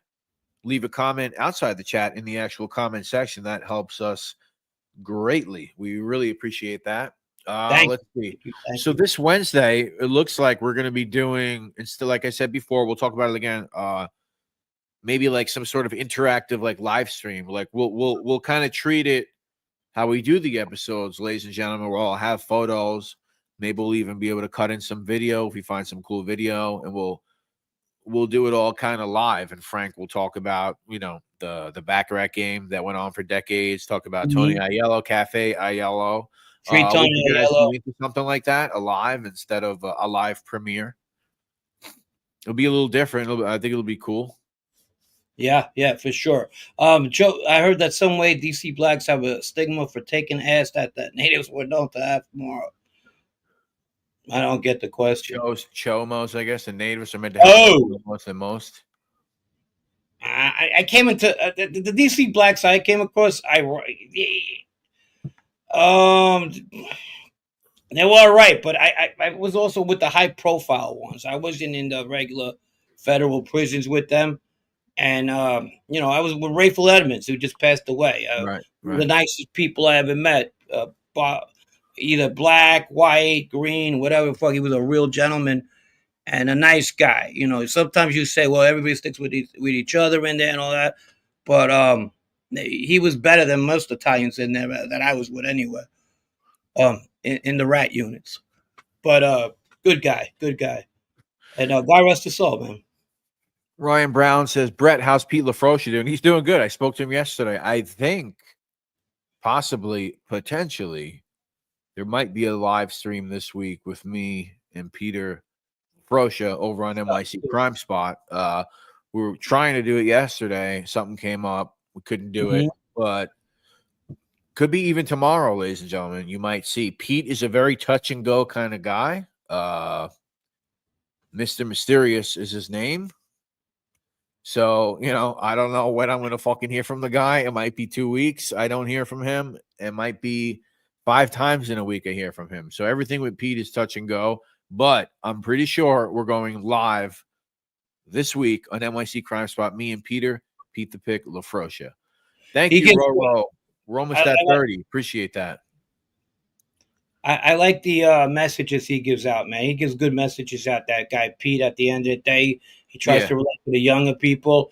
And, it's different when a guy who did time and came out, not telling or whatnot and giving a message to kids than somebody who told and giving a message to kids, And you don't see enough of that, the messages from guys who come out. Because, first of all, they don't really come on platforms. But I've heard him do it. He goes, forget about that life. Don't do this. So, of course, he doesn't see where I'm at in life, but that's fine. And no, but at the same time, like the message that he gives, and shout out to him for that always. Yeah. But he wouldn't be out here acting all militant about people who cooperate or whatever. He definitely doesn't like Sammy. I mean, that's a given. He's told me a few things about that. But he's not like super like fucking. He's just like an older dude. And Sammy makes it easy for people not to like him. Right. It's he had to throw in that he has an 8th grade education, and he's a smart guy. So you're a smart guy. You're smart. You win a conversation with a gun doesn't make you smart. It makes you a bully. Yeah. He gets frustrated sometimes when you talk about something that he thinks you might know something about, and then just to come out wrong, and then he tries to overpower, and then he like to be like, "How do you know that? Who told you this?" His go-to his references are like street fucking thug shit. You know what I mean? Mm-hmm. Frank, is Ace's father ever coming? Yeah, I just talked about that, SPK. I hope so. I remember him well. He used to Andrew Jackson meet at that as a kid, so that was fucking great. I used to love watching him. I used to wait for him in a corner and we'll come out of his place. And a couple of us did, and he was always throwing a couple of dollars there. So yeah, of course. Man, I'm not that guy who wishes all these people are in jail. A lot of these people are very, very close to. I want them out. I want them out tomorrow. I think they do right today. I don't care. Joey Frakes, Pete's awesome. His hair always looks like he was shot out of a. Yeah. Yeah. Thank you, Eric. Thank you, Eric Bashara. James Finn, did you know Jimmy Calandra? Did I know him? Yeah. No. Pasta Batate, good. What's up, buddy? Good to see you. How are you, man? no. And we came from a different area. He was from South Brooklyn. I'm from like more North Brooklyn, Queens. So yeah, it's not that he wasn't who he was. Yeah, I'm pretty sure he was who he says he was. In the best homeboy I could do. What was his name? We were talking about Danny Trio. I said It is what it is. It is what it is. It is what it is. But yeah, Frank, did you know Lenny Strollo from Youngstown? No. Don't know many people from Youngstown. First time I ever been to that part of the country was not too long ago. And I was coming back. I was driving to Pittsburgh, and I was going to take a plane and go back home. I went to a Cincinnati game. That was a couple of years ago. That's Corruption says Frank Vixen Strip Club on Metropolitan. Who was that under? Which one? Vixens on Metropolitan. Vixens. There was a treasure chest. I remember that. Vixens. Where on Metropolitan? If that's going towards like the Williamsburg, like this bridge right here, maybe you see Vixens. Yeah. I see the live show 4:00 right there. Yeah. No. Chicken to head. Frankie boy, this is Babu from Brooklyn. Hey, Babu. Thank you, Babu. Eric Rostora. Serati, real mob content, dude. Frank. Real mob content, dude. The original real mob content, dude, was actually here about 10 minutes ago. Joe Puzzles. Is it true that Joe Gambino is also related to Gino Galestro? Couldn't find any more information on that. Now, no, I don't know. What I do know is Joe's mom is Tony Aello's sister. That I do know. I'm pretty close. I was pretty close with Joe. I'm pretty close with his family, his brother. Good people. Joe's funny as a motherfucker. If I had stories about Joe, we'd be on here forever. Yeah. No, I don't know. Okay. I don't know. Frank, did you know Lenny Strollo from Youngstown, Ohio? No, that's what I was talking about. Youngstown. I went to Youngstown. I passed Steubenville too. I don't know if anybody knows what Steubenville is famous for. Steubenville, Ohio. Come on, bro. I was shocked. I seen a big set, home of Dean Martin.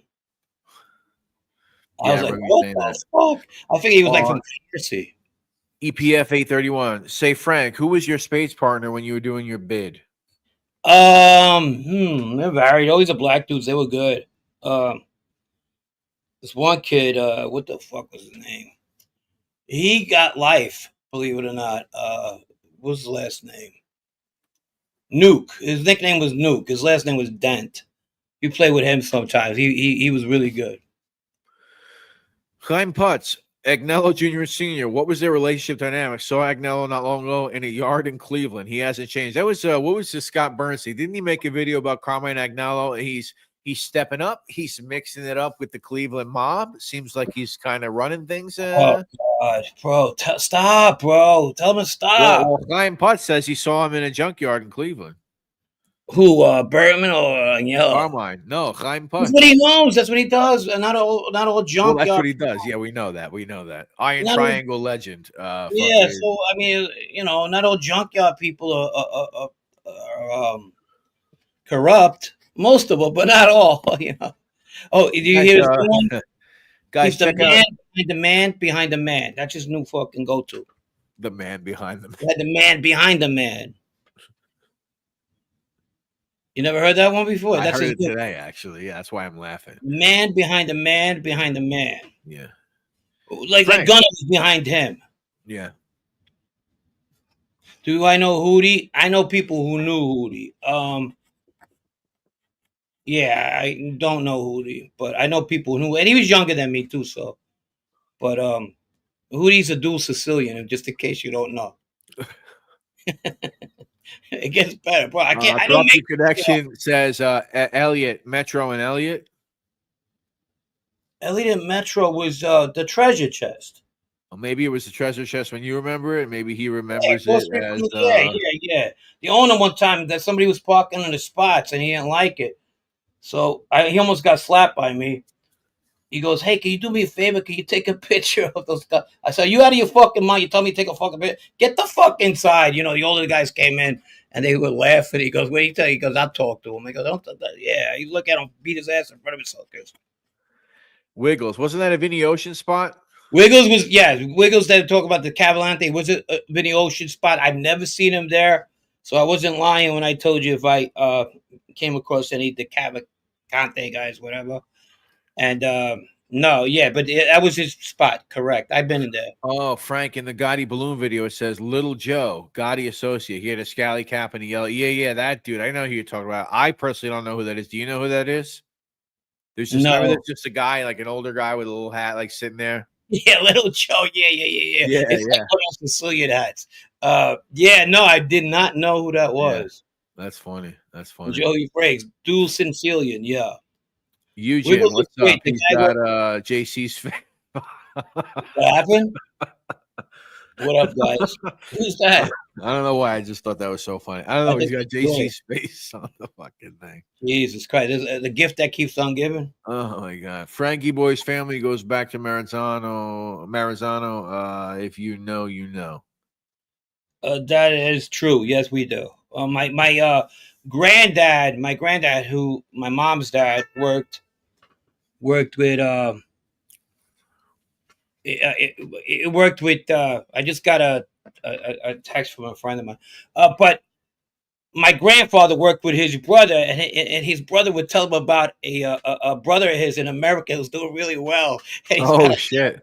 Yeah. And it turned out to be we know who his brother was, but my grandfather at the time, hard worker. My grandfather was not have no bad blood in his system. How he poor guy, worked hard, really, was a good man. My grandpa Filippo, and he was like, well, he talked about his brother-in-law, and how my uncle came out of that, I don't know, but it is what it is. You're always gonna have one, but I don't know, but yeah, for sure. Matt says, I listen to phase 1 and 2. I love those episodes because it really gets into Francesco's psyche.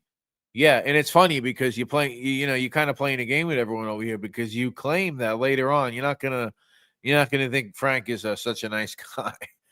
When we start getting into, I said he likes phase 1 and phase 2. He says, Matt, and it gets into your psyche, but we haven't really got into how you even ended up there, really. And according to Frank, you guys aren't going to really like him too much by the time we I kind of want you to like me before I drop the. It's kind of like being in the witness protection program, and you kind of really, you have this new lease in life. So what you do is you try to make people like you, and then a year from then, when they find out or they see something or whatever, they'll be like, yeah, but he's always nice to me. You know what I mean? And that's what happens usually. Like I told you, when I was in the East Coast, they didn't give a fuck. They, you got all these military people fucking. They have crazy anyway, But then when you go in society where people have jobs at Microsoft, Amazon, they not too much, man. They don't like that. They don't like that kind of energy. Is Hootie going to be in a Fugazi Friday? I don't know. I don't think he qualifies. I mean, I don't want to shit on the guy, but I don't think he qualifies for a Fugazi Friday, right? Not really. No, I don't think so. That was a friend of mine. Shout out to him. He knows who he is. Thank you for the compliment. He thinks that we're one of the better. I would say who it is if you wanted me to. But he says that he was in the life, very much in the life, and he feels that our show is pretty good. Who is that? He said one of the best, number one. I can't say unless he tells me. You're saying that somebody... If he tells me, yeah, go ahead, I'll say. You know what I mean? No, I understand what you're saying. That's fine. It's somebody Wiggles was great. The guy who worked with the door with ponytail, I forgot his name. Stevie, maybe. Hootie. Everyone's talking about Hootie. Yeah, I don't think. I mean, you could say it's quite possible that he's exaggerated, but I don't think he fits the mold for a completely Fugazi Friday. Which is like some of the people who we've mentioned already here, like this guy, the Denver Mafia guy. We mentioned Danny Trio till I was gonna say till the cows come home, but maybe we'll say till the horses come home. Yeah. Till the horses come home. Scott Bernstein is a descendant of the Jewish Purple Gang. Rumors are circling that Scott took the gang's reins and runs it quietly from a small office. So, in other words, he's stepping up. He's Listen, I don't care. Like, I just find it funny when people come off as a little too fanboy about this stuff. Yeah. Congratulations, happy birthday, rest in peace. Enough already. Enough. Stop that. Stop doing that. Yeah. Stop And getting back congratulating to people. Stop that. what you were saying before about me getting into my other shit when we get into that. There's people watching here right now, so probably saying, "Yeah, wait till he talks. Why don't he talk about this and that?" I will. 132 people. Thank you. And I'm not trying to shit on anybody. It's just my taste, my personal taste. I like to hear if you got a scoop, if you got everything, if you think something's going on, that's fine. But I don't need the congratulations. I don't need the happy birthday. I don't need the fucking eulogy for a criminal that you don't even know. Oh yeah. Shut up. Stop it already. Be a professional.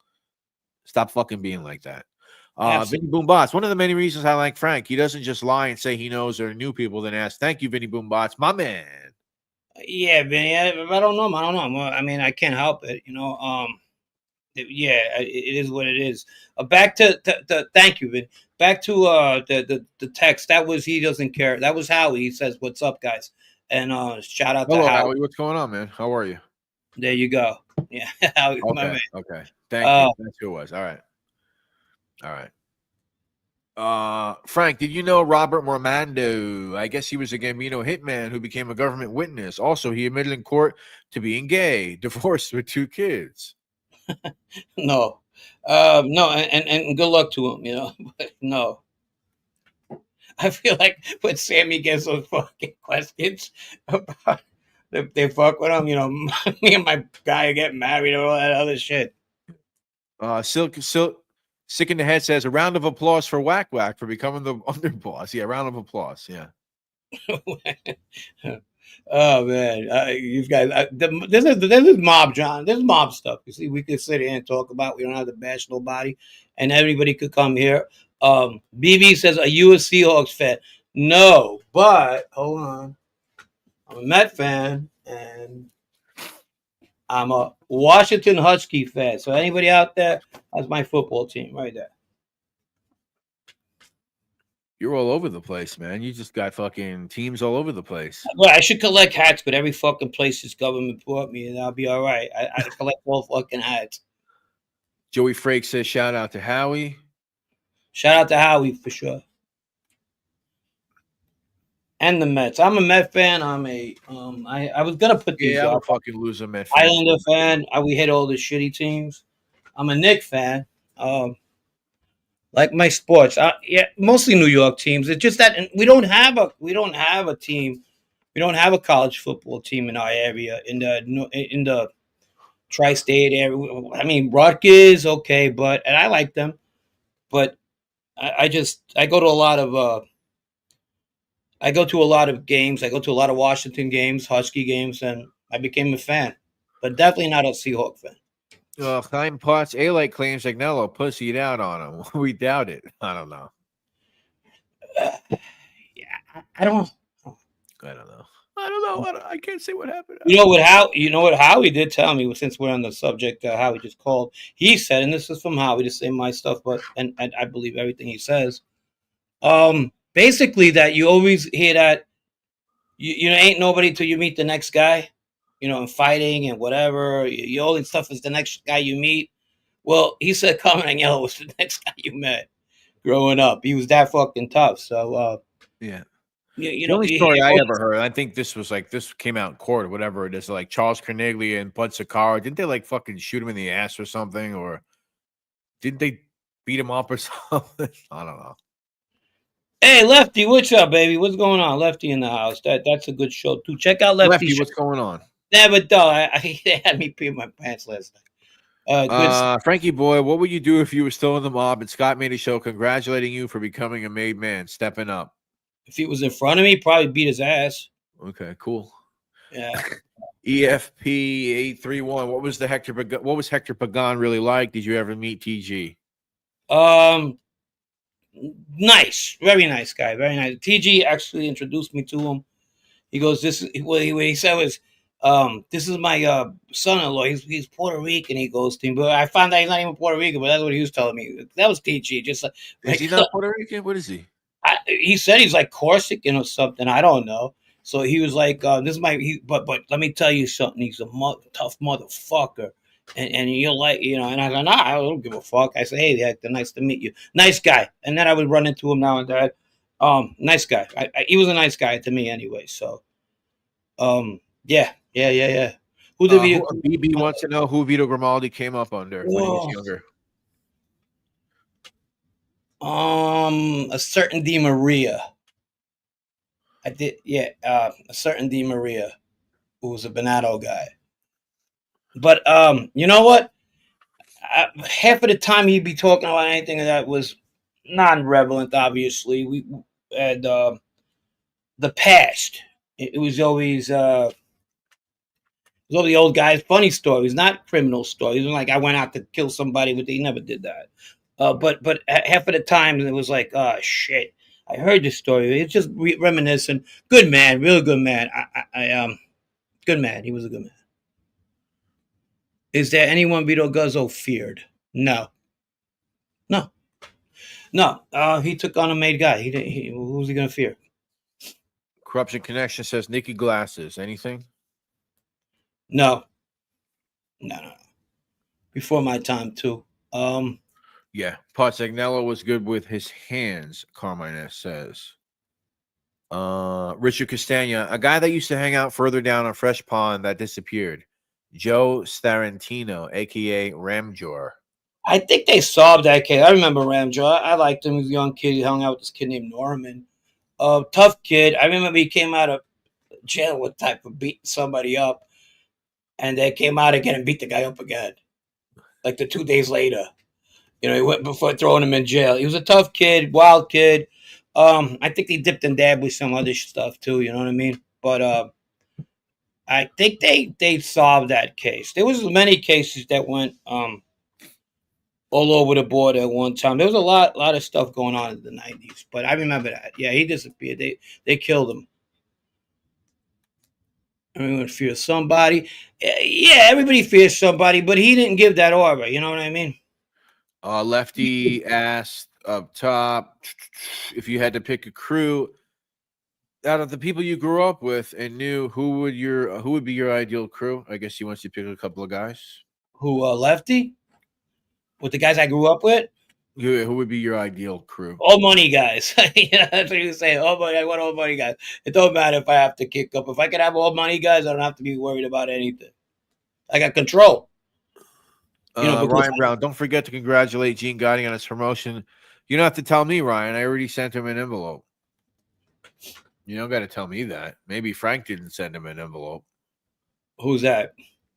He said you don't forget to congratulate Gene Gotti on his promotion. According to I was going to give it to him at the Christmas party, but I decided I wasn't feeling too good that day. Joy, were drug sales in Madison Park organized crime? Or did you know? I don't think so. I don't think so. Well, don't say that. Don't say that. What's that? He said something about Patty Catalano. Oh, you meant to say fat. I thought you meant to say what you said. Like what? No, he wrote GAY by accident. Oh, okay. Yeah. And that happens to be somebody, a friend of mine's, very close relative. That's why I said don't say that. I got something. So Howie was quoting Paul McDonald, who said that about Carmine. I think that's what he was saying. So Paul McDonald was another tough fucking guy. I mean, just built. These guys are like guys that were around JoJo, and they were fucking tough. That neighborhood, and we'll get to that because eventually we're going to talk about that episode, Woodhaven and Ozone Park. Yeah.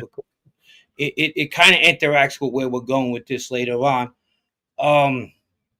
But they were a different breed, that neighborhood, really different.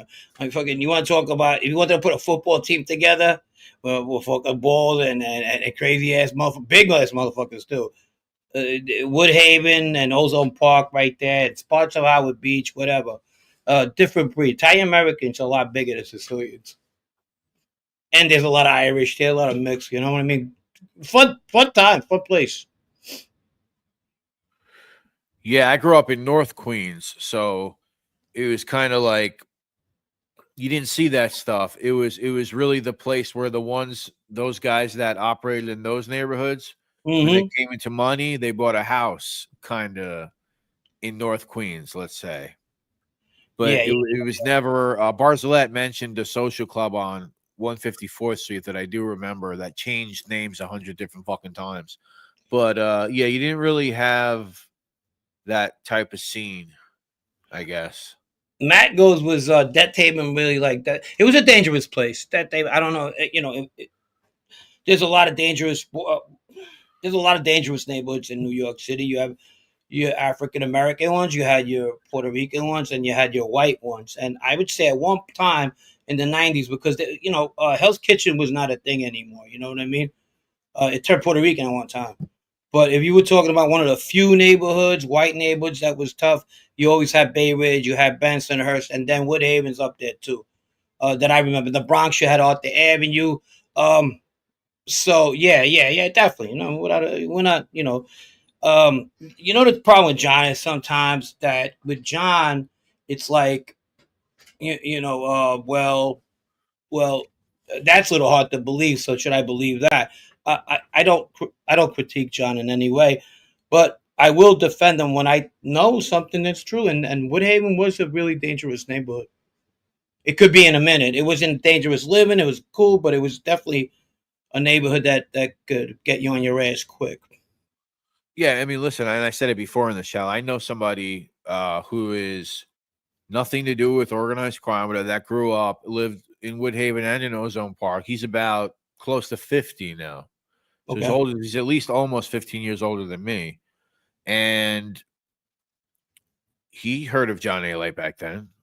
Of Like, course. he remembers all these names. He knows, yeah, no, that guy was a serious guy. He has nothing to do with organized crime, this person, but he definitely he told me, he's like, yeah, no, I heard of that guy. Yeah, of course. Like people heard of these people in the neighborhood. Like, so, but I know people that grow up outside, they live on the internet, and they never walked in these neighborhoods, or they're not from the. So this is all like, no, Yeah. there's no way you could have heard of this person. Yeah. They don't understand how neighborhoods work. How you hear of people. Yeah, it's not a big fucking deal either. Because Yeah. you live in the neighborhood, right? Exactly. It's just like I don't know. It's weird. It's weird. Yeah. Richard Castagna, Frank. There was a guy that hung out further down. We talked about that. Yeah, Ramjo. Yeah, we talked. That's why. Yeah, Ramio. Yeah, I knew him. Yeah, I knew him. I knew his wife. Puzzles. I guess he's talking to somebody else. I knew his wife since we were kids. I knew his friend Norman. Yeah. Turned out he was killed by a mentally unstable man who has no. You're talking about Frank Cali, I assume, probably. Yeah. Brian killed by Camelo, a QAnon boy. Jen K85. Hey, what's up? Thanks for the nice comments you left the other day. Sorry I'm late. Just wanted to say hi before I go back to rewatch. Thank you so much. Appreciate that. Thank you. Did you know Anthony Basile from Bensonhurst? No, but yes and no. So he was good friends with my cousin Dino, but Anthony gets indicted on a murder. I forgot whose murder it was. I think it was I think it was the guy from the Post, if I'm not sure, the guy Richard Perino. So I testified against a certain individual in that case, and he was a co-defendant. And I seen him a couple of times in that fashion, but no, I didn't know him on a personal level, no. And he ended up flipping after trial, like kind of like Joe Messino. Joe Messino started that trend, if I lose, fuck it, I have enough to go out and just cooperate. And at one time you couldn't do that. It was I was gonna say that's so weird, right? Like that's a weird way to play it. He started that trend, and a lot of people. Game. It is because it is, especially if you're not somebody like Jones, because sure. I mean, he dug bodies up, Right. Do I know the Pipitoes? Yes, of course. BB. Okay, BB, yeah. Okay. If they're from Ridgewood, I knew him. Q. Hi, Frank. You ever go to the Calypso Hut? West Indian Bar in Jamaica, Queens, close to Ozone. Calypso Hut. Well, it sounds like fun. I might now. The one place they're not going to recognize me at the Calypso Hut. I tell you where I had good food when I did the Roberts Lounge video on my channel. When I went inside, Yeah.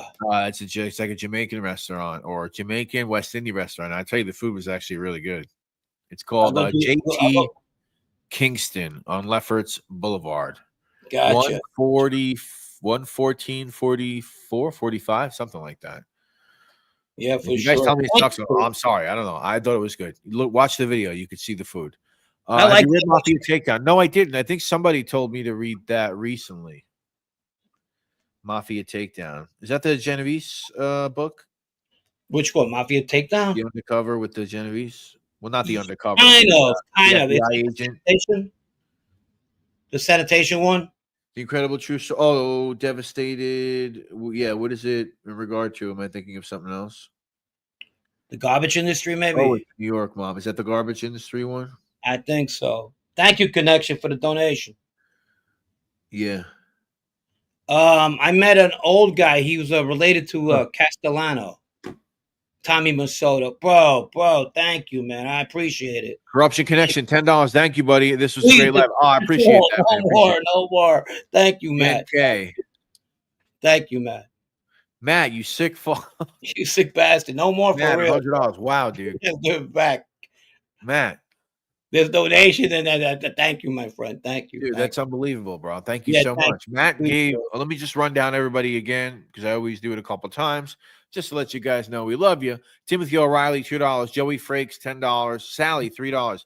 So Matt gave 20, gave 50. Ryan Brown, $4.99. Ryan Brown gave $9.99. Matt gave another 10, another 20. Ryan Brown, $4.99. Corruption, my man Tony, 10, and Matt gave 100. So that's $200 for Matt. Matt, thank you so much, buddy. That's amazing. Thank you, buddy. We really appreciate it. Thanks. Yeah, for sure, bro. Thank you so much. Matt wins. And we're gonna put it. I'm gonna put it back into the show.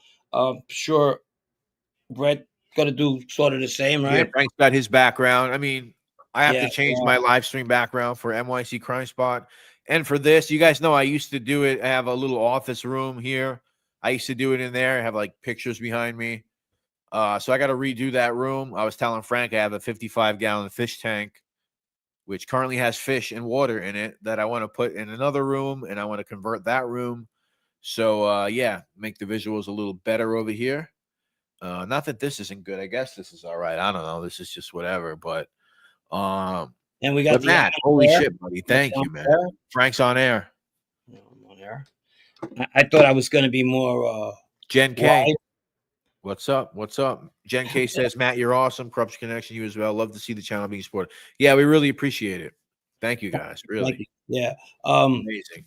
So Lefty asked a good question. It's a really good question. He says, where is it at? Who were you surprised at who flipped, in the life?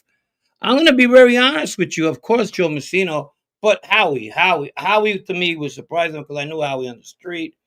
I was surprised. I later learned that he flipped. I was like, I mean, if you knew Howie on the street, you were like, fuck, no, this guy's just too consumed into that life that it turned out that he flipped. And I was surprised.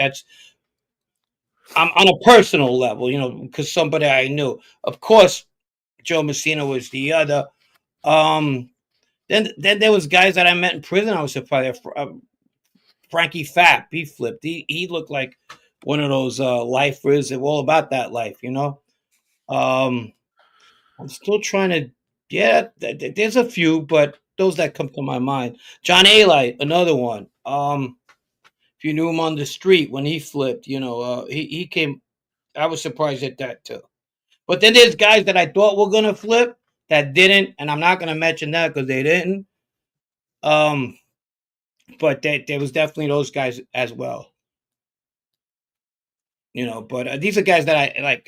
Either I knew on the street or heard of on the street or seen on the street.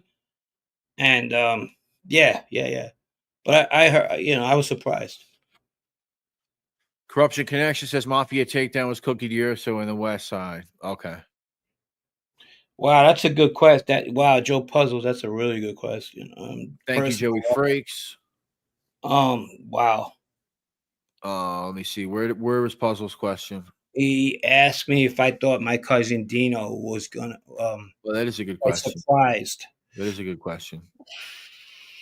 I'll save that for another show, and I'll give you my reasons. And I'm not gonna cliffhanger that one, but that is a good question. It actually opened up a show for me. I had a good relationship with my cousin, more than his brothers. His mom and his mom was like a daughter to my mom. She's my first cousin. Yeah, I'll get into that. There was a lot of tells that and we'll discuss But that. what is the circumstances with him? Because he does like that thing like 7 more times than you did. So what is the circumstances between somebody? I mean, you have a relationship with your cousin. Is it just a matter of where he is, where he ended up? I get a flat in the road. In my crime, when I get in trouble for that, we'll discuss that. We don't want to take away from the show either. When I get in trouble, I also get curbed. And you go, what do you mean by getting curbed? Where my mind was totally different in those days, but I also get picked up and I go in interrogation. So now that's like, whoa, that was a close call. Now for 9 years, I'm out on the street on this crime that I Right. felt that I got out of. If it was a newspaper crime, they probably would have took me. You know how the cops are in New York City. They were like, oh, fuck this. We got enough on them. But it was a mixture of they didn't give a fuck and then a mixture of they didn't have enough. So I got out. But if I don't and I get away with it, who knows? There was many times I wanted to fucking just get rid of people for not liking them, for doing me wrong or whatnot, whatever. But it put me a little bit on ease. You know what I mean? Okay. I felt that I was being watched. I felt this and that. So Whereas he didn't have, you're saying he didn't have the situation like that. after a didn't while, have he that- didn't. He slowed down. I think after the cop gets killed, Right, the dog goes to situation. more of alienating his friends a little bit. Yeah. The more family thing. That's what happens to a lot of guys who do get into that. Fucked up. That's aspect. a pretty fucked up one, by the way. Yeah. I don't have to tell you that, obviously. I mean, I know. No, we just don't do that in this life. Right. There's got to be a lot of fucking. We're talking about the Colombo family, though. So Yeah. I was talking about that in another show. When you go to jail, you know who they are. They're the ones with all the tattoos all over and stuff. They're different breed. But back to that. Yeah, it's the psyche that goes with that. When all of a sudden you achieved what you achieved, you slowed down a little bit. You got to be a real sick bastard to keep that trend up, until you get caught. Underbosses Well, want yeah. to That's like fucking murders. That's not what you're there for anymore. You did what you had to do. If you still want to keep on killing, it's because this is not what this life is about. yeah. You understand? It's you kill to get to where you want to be. Once you're where, it's got to be circumstances, and then you have other people doing shit for you when you get to a certain spot. That's how the mob works. Sammy's over there wanting to go after the Bono. Like fucking John. Like, calm down, man, bro. Calm down. Yeah. Calm down. We need you in other spots. Just that's Cosa Nostra. All right. Yeah, Bo. You know what I mean, Bo? That's the Willie B behind you, right? Yeah. So as I look out my window, in the Northwest, that's it. It's pretty nice. I like it. How much you paying rent to live over there? Look, Lefty says, "Who's the biggest ass kisser person that wants to be close or have any association with you after or before cooperation?" After or before? What do you mean? Like, I don't get it. Cooperation. Like he's talking about somebody who was like an ass kisser, I guess, in that type of life, or before I I guess an ass kisser on the street. Some maybe like a try hard, somebody who was kissing everyone's ass, trying to be a fanboy. Yeah, there you go. Yeah, there was a lot of them. And they were really, they were the worst. We call them reporters, but you had to be careful too because of when you use that word reporter and you have they're around the guy and they're donating, they're kicking back to this guy and you offend them. that the guy's gonna take it as, do you call my guy a rat? And you gotta watch that. But there's a lot of them. There's a lot of them that fucking you could like. If I would still go, if I went somewhere, they see me going into a fucking a fucking topless bar or something. Next thing, my uncle would know out of the fucking blue. Where were you last night? I heard you were on Metropolitan Avenue. You going, what the fuck? I mean, you guys have nothing better to fucking do. And my uncle had one of the biggest ass kisses in the fucking world next to him. This guy was like his fucking, who's that guy? You have Johnny Carson, and then you have Yeah, I know you're talking about. Man guy. And I always call him Vince McMahon, but yeah, Ed McMahon. He was Ed just McMahon. horrible. Dude, we had a bar. Me and my brother. Well, my brother and I, it was more my brother's bar. We had a whole bunch of strippers in the back. We were doing bad. The guy wanted to have a bachelor party. I said, "All right, rent the back." And this guy fucking's trying to come in. Like I let the other two guys come in except him because it would have made the fucking Metropolitan Avenue News the next day. You know, Elliott Avenue News. I used to call. Yeah. He was just fucking a regular fucking Tommy Fats. Oh, Tommy Fats. You know Tommy Fats? I said a regular Tommy Fats. Yeah, the 411 cab service. Tommy Fats. That's the picture I get of that type of guy. I don't know. Only because he was telling Breslin everything, apparently. I don't know. It says, who would have got that button aside for Vito? Out of the kids I was around, it was easier for people that I grew up with to get made with other families other than the Bonanno family, because around 94, 95, 96, Joe was starting to make Sicilians who had pedigree, that their fathers weren't really into the violent, or even up to that point, the violent side of that. You know, they were more about money, and they couldn't give a fuck what people thought about them. So those guys were being made. Guys that were able or eventually being able, he didn't like that at that point. He was kind of mowing the landscape for what he wanted at that point, and it was a lot of money guys. So a lot of my friends wouldn't have had a good shot at that. That eventually did, and they did because they probably went around other people too. But not at that time. Not while Joe Messina was out. Now, if they would have went the Lucchese's, the Colombos, they definitely would have got a shot to being made real quicker than they would with the Bonanos, and even the Gambino family. You know, there was the kid. Apparently, Anthony Tabita, his uncle, was by marriage was Lenny Di Maria. They said he had a shot to get made where he would have never got that shot with the Bonanno family, and not because he wasn't able, it's just because he didn't fit that like I did. You know, that criteria. You know, if I would have hung out with my cousin Dino and lived in Brooklyn and doing what we were doing, probably yeah, I would have had an easier shot.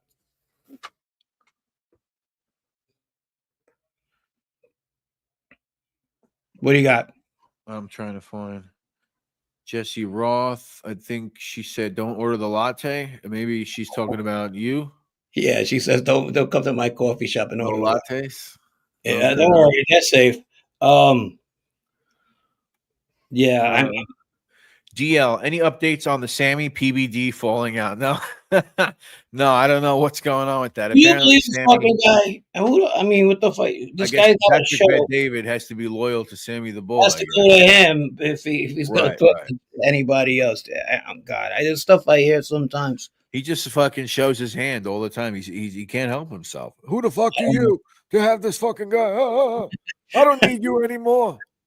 You know? Like Patrick Bet David doesn't fucking need you, Sammy. Believe me, dude.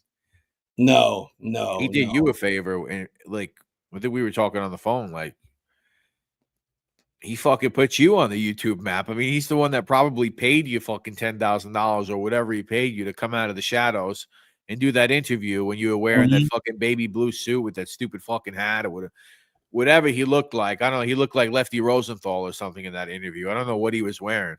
But yeah, I mean, so I think you probably owe Patrick Bet David. I think you owe me something, Sammy. That's what I heard.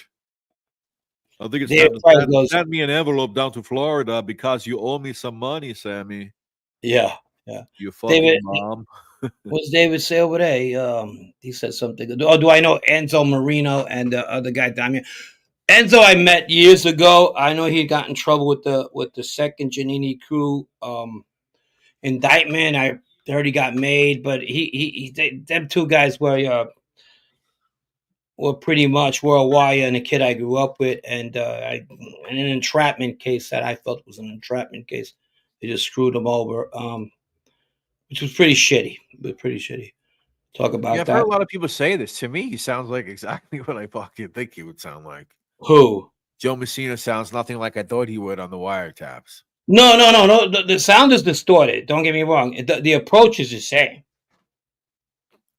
You know, the approach is the same. Based on what I heard on YouTube and whatever, I guess it was the one in the documentaries, whatever. I mean, it sounded pretty clear. I mean, it is a little distorted, but some of it's pretty clear. I mean, he kind of sounded,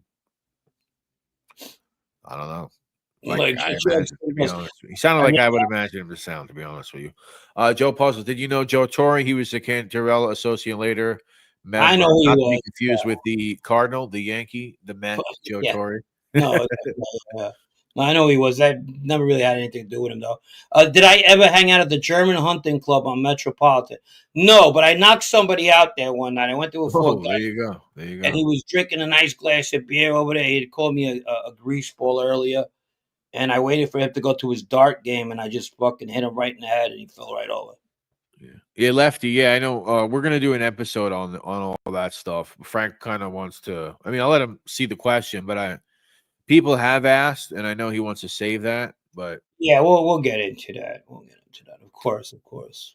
I can't even. I try to ask Frank about certain guys, and he won't even. No, that's later. So yeah, and am I gonna? If it's not necessary mentioning certain people because they weren't involved with me to a certain capacity. Right.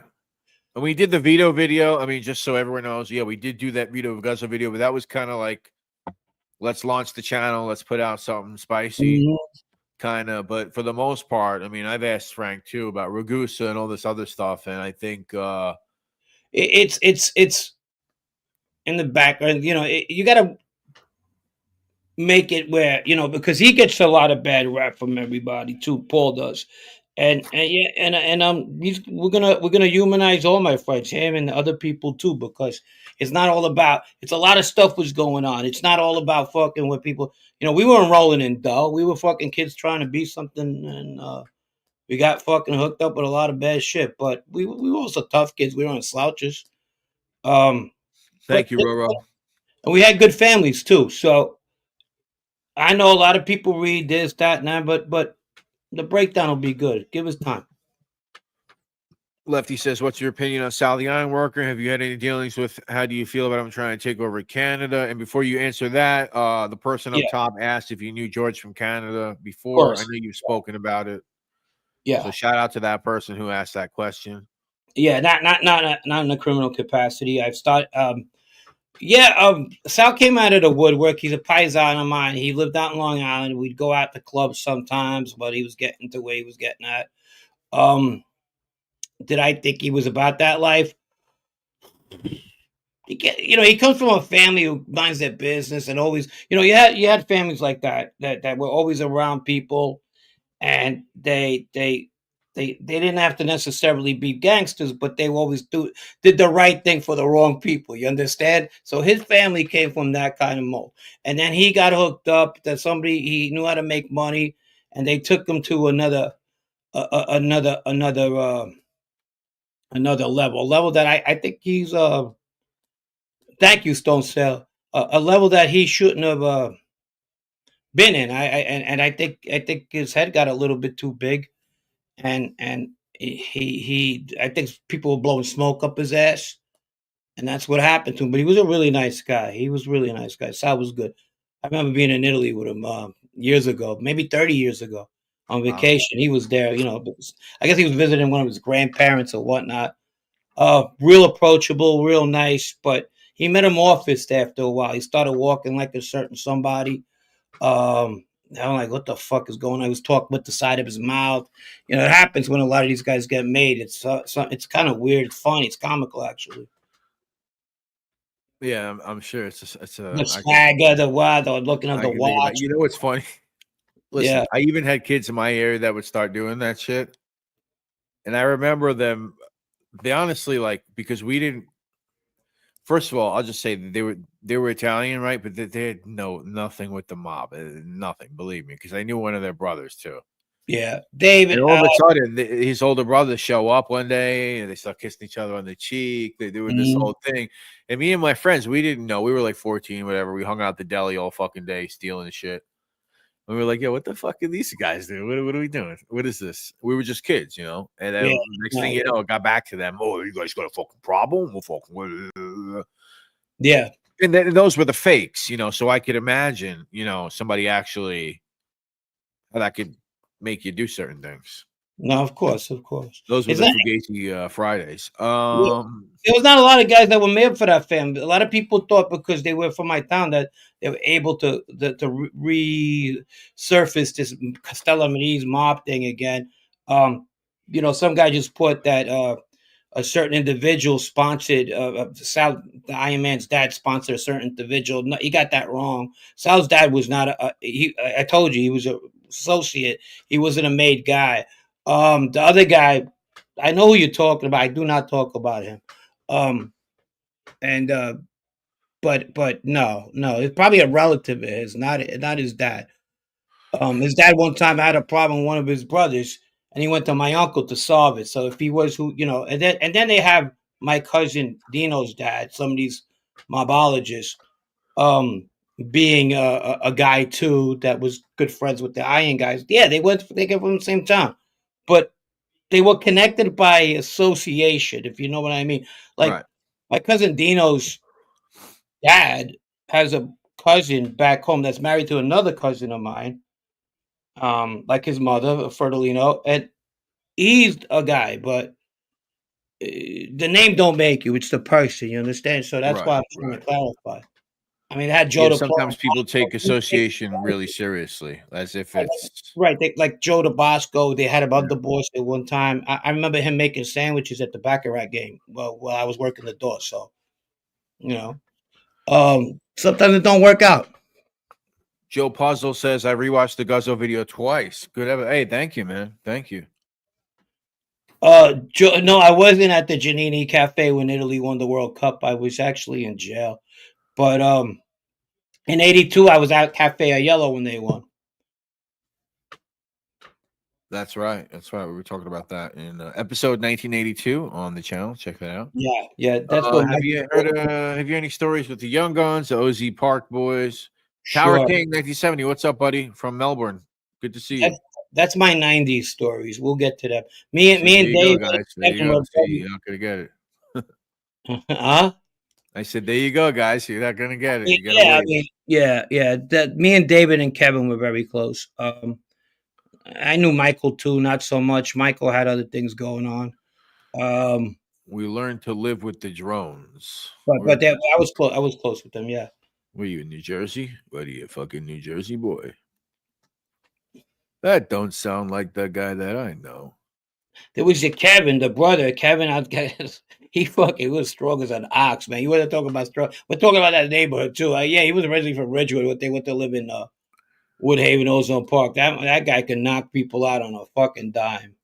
Aunt C says the most dramatic looking wise guy that wears the long coat and the hat, Frank. I'll give you his initials, JP.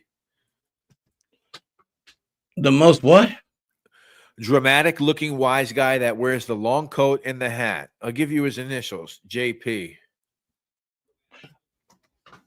The I most think I know who he's talking about wise based guy on was- things that people said about that individual. JP. Yeah. I give up. No, I don't know. I'm not going to repeat it.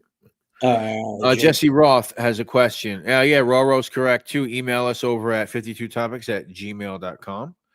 Knowing what you know now, will you do it all again, Frank? Jesse Roth. No, not at all. Not at all. I lost too much. But I'm glad the opportunity I got to see the other way people live. But no. Tower King 1970. Hey Frank, you're 2 months older than me. I was taught as a kid to respect your elders. Who said that? Tower King 1970 from Melbourne, Australia. Oh, me too. Who did I disrespect? 9:50 in the morning. Yeah, no, I hear you. 151 people. Thank you so much for hanging out. DL, what's going on, buddy? How are you? You doing good? You're looking at them Luigi Mangione Yeah, files? What are you doing? What's up? Did you know anybody from N Park or the Mill Basin area? No, I had relatives that lived in Mill Basin, but no. No. Ever go to Austin Ale House in Kew Gardens, Queens? No. I wish I was there today. I have, but I don't think it was that one though. We had a place. It was called Gregory's back in Kew Gardens, and Tuesday night was stewardess nights, and students strike free with their fucking IDs. Yeah. Yeah, so it was a good gimmick. I mean, you fucking want to drink free, go to this place, stewardess, and place used to be packed. Stone Sailor says God made man, quote Steven Seagal, Alpha Justice. Yeah. Is that fucking Bobby Lupo? Is that the Bobby Lupo one? Oh, the Bobby Lupo. Anybody seen Bobby Lupo? Great stuff. Good. Wow, I haven't seen Stone Sailor in a while. Shout out, man. Metro and left first. Respect the godly even if they're old. Jesse Roth says she was with Luigi the day that. Oh, you're watching QAnon videos, do you? Okay, well, Anthony Camello, who keep a seat nice and warm for you over there, and Anthony Camello, boy. He'll keep a seat nice and warm for you over there, wherever the fuck he is. I don't know. That's where Luigi's heading too, I think. Luigi Mangione, old school Italiano hitter right there. Yeah. He played the trumpet pretty good. I remember. Was that him? Luigi Mangione or Chuck Mangione? Yeah, anybody remember Chuck Mangione? Yeah, Luigi. This is who this is. You know who this is. He's on the Diddy floor. Yeah, he's on a fucking other level. That guy. You see him? He was being handcuffed. He wanted to shot at the cameras. Yeah, they're grabbing his neck. Hey, what's up, Jeff? Sit down with Jeff Nadeau. Hope you guys are well. Hey, Jeff Nadeau. What's up, buddy? Yeah, if you guys want to see where that situation went down, I did a walk and talk in Manhattan last week. People get upset when I say fucking Manhattan. It's Manhattan. That's what it's called. They say, oh, we used to say it's the city. All right, fine. We used to say that too, but it is Manhattan, right? Just like Brooklyn is Brooklyn. Mm-hmm. Fucking schmucks. It's Manhattan. I call it Manhattan. I call I'm very proper with the boroughs. But anyway, if you guys want to check out the video I did on NYC Crime Spot, we did a walk around Manhattan Island, and we went to that location and we did a little talk. Check it out. There you go. Video's doing good. I've lost a lot of faith in humanity. If you look in the comment section, but it's doing good, and I had a fun time making it. Yeah, I say the city too, but come on. Long Island. Yeah, I guess that's kind of how I say it. I was trying to figure out what that was. Long Island. Yeah. I never seen Long Island. Yeah. Long Island. Yo. Yeah. Yeah, Long Island's good. I'm in Long Island a lot. I spent a lot of time in Long Island. Long Island. I'm trying to figure out what we have ahead of us before we get into the stuff people want. Strong Island. And I'm looking at it right now, and I'm like, somebody mentioned Fritzy Giovanelli. That was another case that happened in my neighborhood. That was 86 too. That was 86. That was one that we missed. Right. Yeah. That was and we'll talk about that. I remember it well. And that was a case that came out of Ridgewood as well. But yeah, we got a lot. I'm looking. Mob frauds. That's another one. Mobbed up high school. My high school had a lot of made people's kids gone there. We'll talk about that. Jeff Nadeau, $20. He says Tommy Reynolds. Thank you so much for the 20. By the way, appreciate it. Tommy Reynolds is being released tomorrow at daybreak from the feds. Wow, look at that. All right. Hey, good. I hope everything. Yeah, we were talking earlier about when's a good time for these sentences to expire, Yeah, I mean, and that kind of fits in right there. Thanks for letting us know that. Thank you for the $20. Appreciate that for sure. Thank you to everybody for hanging out tonight, everybody who donated. Yes. I think it's 153 right now, 153 people after 2 hours and 18 minutes. Looks like we kept some attention today. Jeff, Is your dad from Long Island, Jesse? We're out in Long Island. You know, everything used to be Long Island, like Flushing, Whitestone was Long Island. I don't know if Ridgewood was Long Island, but maybe. Oh, Ridgewood? Long No, Ridgewood's never. Ridgewood's more like Bushwick. No, they used to call it. Everything was just called Long Island. Probably. Flushing, Long Island, or Whitestone, Long Island. David Price is funny. We call it the shitty. He goes, Jimmy Klein are going to have Tommy on his show by 12. I doubt it. Jeff says that's a great shirt, Frank. Thank you, bro. Just give me. I'll send you. Babylon. Okay, yeah, there you go. If you want to rock the Ridgewood shirt, it's all good. Matt, Babylon's where he's from. Yeah, he's from Babylon. Wow, not my favorite place on Long Island, but everybody's in Massapequa these days. I hear Massapequa. I like Massapequa. Massapequa's nice. DL said you should have rocked the Mets hat. Yeah, you know what? I'm gonna go get my glasses and I'll hold you down to that. Maybe I will. Rodney Dangerfield was from Babylon. Was he really? Was he?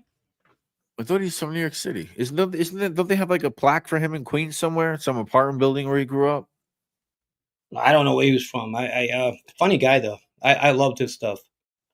He was from Babylon, huh? Hey Frank, what a way you show respect to old timers. Thank you, Omar. I hope I'm being sincere. I always respect the old. He's asking what's a way. Oh, what do you mean? I mean, I don't know. What do? You kiss his pinky or something? You massage his like that old mob guys? You know, most of the old mob guys I knew were Sicilian. The double kiss was always a thing. Like then the Italian American guys, I knew some of them that push you aside if you tried. They didn't push me, but I know guys that hated that. Like you know, why you kiss? The Americanized guy, like Bobby, hated the kissing. So it was Joe Gambino used to come in there and just give him a rough house, and he used to hate that. He goes, "What the fuck, man?" I told him stop. You see me once a day, you know. Thank you, Skippy. Appreciate that.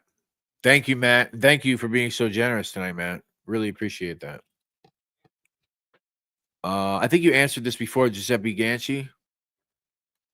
Yeah. I seen him when I was a kid. He died of cancer. I knew his daughter. I went to the same high school I did. We were talking about Mob High School. Was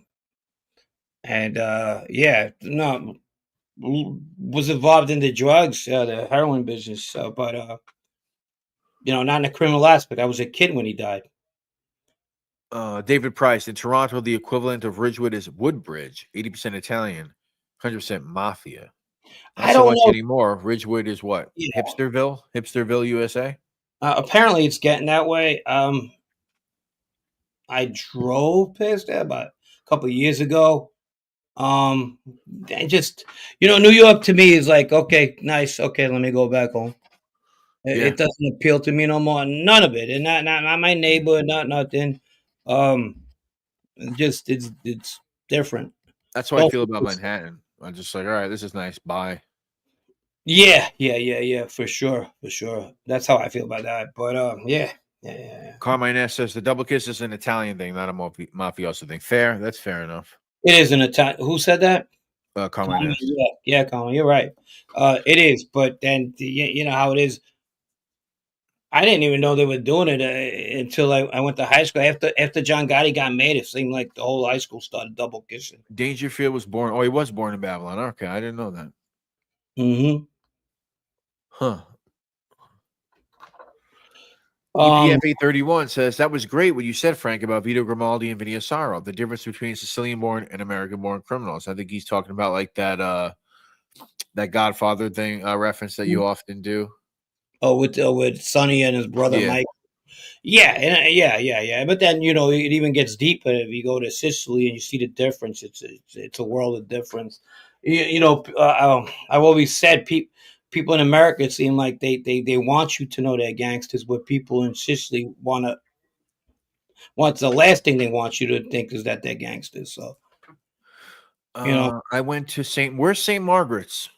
You know where that is, Frank? Yeah, it's by St. Margaret's, not too far from. It's like across the street from St. John's Cemetery, the mob cemetery. And yeah, that's. I used to play them in basketball and baseball. I was a kid that used to be a pretty good baseball player. We always beat him because we had a better team, but he was a really good player. Kid Jeff, if he's listening. Yeah. Yeah, we didn't really have. I mean, a lot of those guys that live around where I live, they're all older, and their children would have been older than me. Most of them. I only knew one kid whose family was, In in that that. life? One kid that was close to my age. I only knew one whose Mhm. family was with that. And like I said, all the guys that are around me in this area, they're all older for the most part. Yeah. Yeah. So I mean, because Yeah, where I no, live, like I said, these guys, this is where they come, like to fucking buy a nice house and just like they don't really do business here. Not that I know of, but well, yeah, and a lot of gangsters moved to Middle Village at one time, like that was, and it was upper middle class. And they didn't have their kids running around like the people in um Ozone Park and Howard yeah, Beach went around. They wanted to get their kids out of that, and I'm pretty sure a lot of people in Howard Beach did too. But with the times and the media and what's going on, it's like putting gas on a fire with the kids. right, It's yeah, just gonna go after a while. But yeah. yeah, like my uncle never allowed us to act a certain way. And when I mean my uncle, he wasn't my dad, but on the street, he might as well been like my dad. So, but you can only go so far. You know what I mean?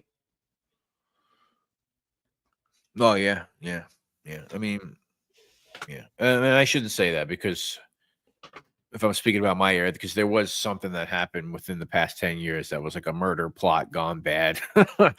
These fucking morons. And that happened to be in my neighborhood. But Yeah, yeah, yeah, yeah, yeah, yeah. yeah, No, so I yeah. guess they do things here, but generally not. Let's see.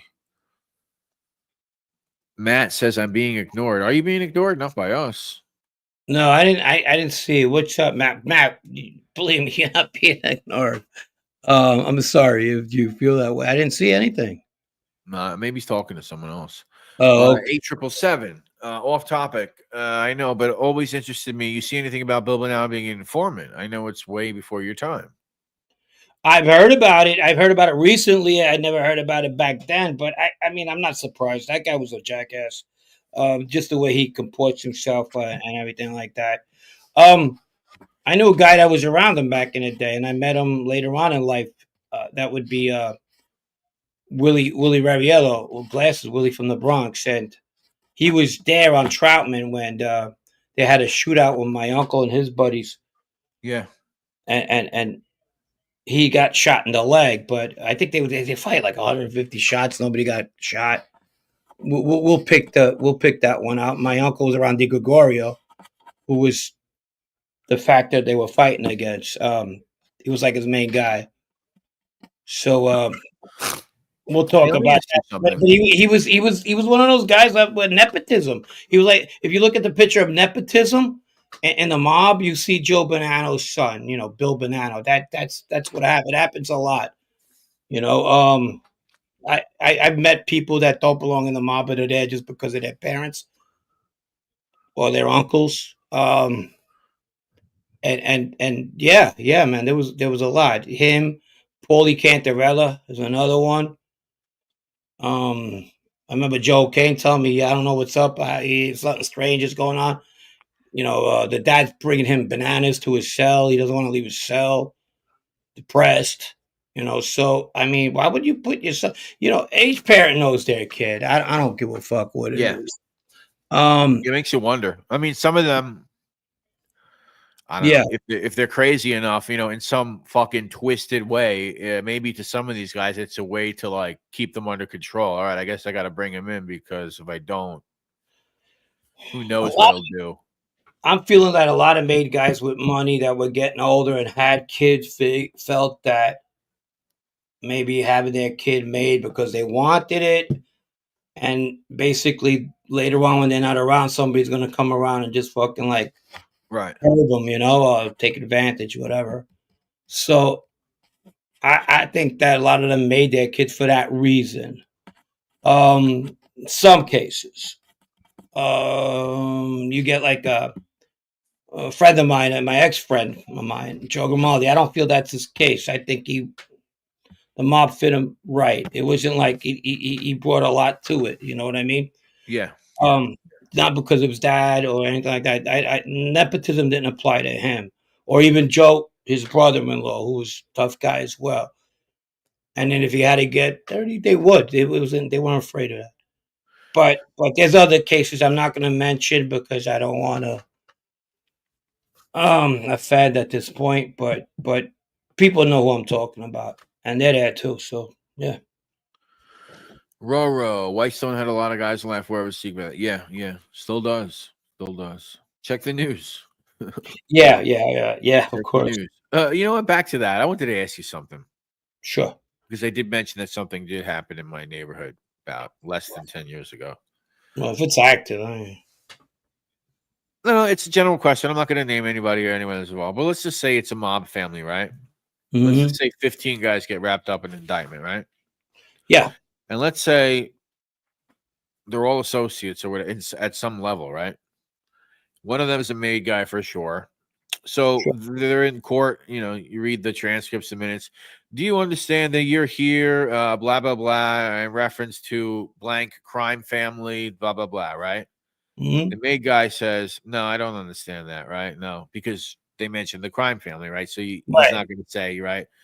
Everyone else there says, yes, I understand that. How are those guys looked at? I don't know.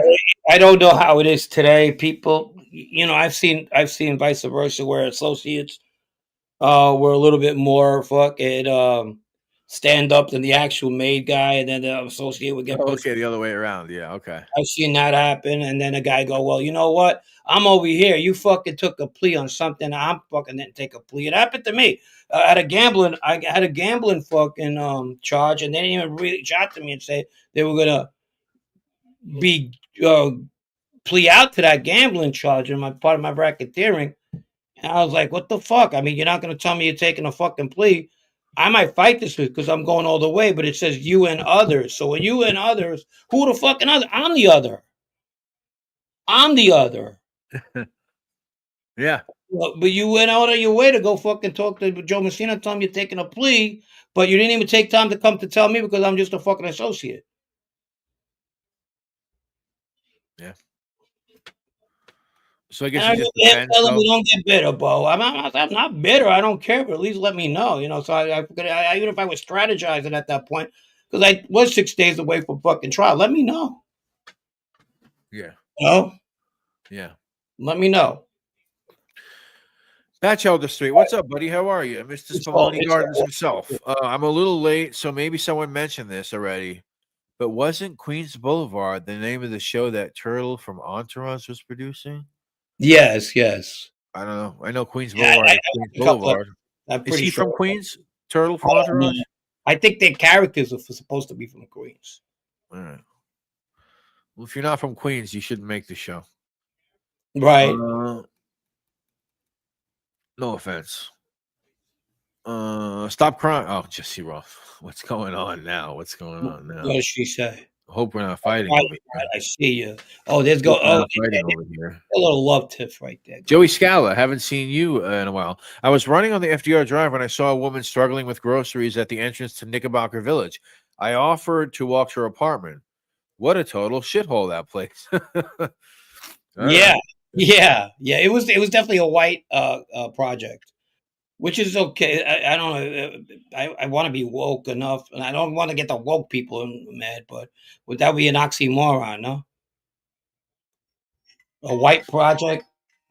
Look what happened to Buddy Della Croce. Him missing Neil Sonny was made his fault. Yeah, didn't he lose it? I don't know how true it is what Reggiano says about him, but he makes it sound like he lost his mind or something. I don't know. Jerry Ferraris from Brooklyn. Oh, okay, so he could do the fucking whatever they got over there. Avenue U. Avenue U. William DeMeo. They can make the Avenue U Chronicles. Mm-hmm. Gaspar de Gregorio. Yes, George, correct. Gaspar de Gregorio. LOL, the woke people are mad. To hook people up, eh? Yo. The fake it to make it. Lefty says, Frank, did you ever hear about Bruno Whack getting shot in the head after the 3 captains hit? Well, he's alive. How did he get shot in the head? Shot in the head. Oh, you mean an attempt and lived? No. I never heard of that. I'm going to go back up and see if I missed anybody's comments. Anybody? Did you say? George Singh, did you know anybody that hung out on Elliot? I missed it. Did you ever hear about Bruno? Oh, which one? Who said that? Yeah, that's going fast. And what did he say about Elliot and what? Let me go back up.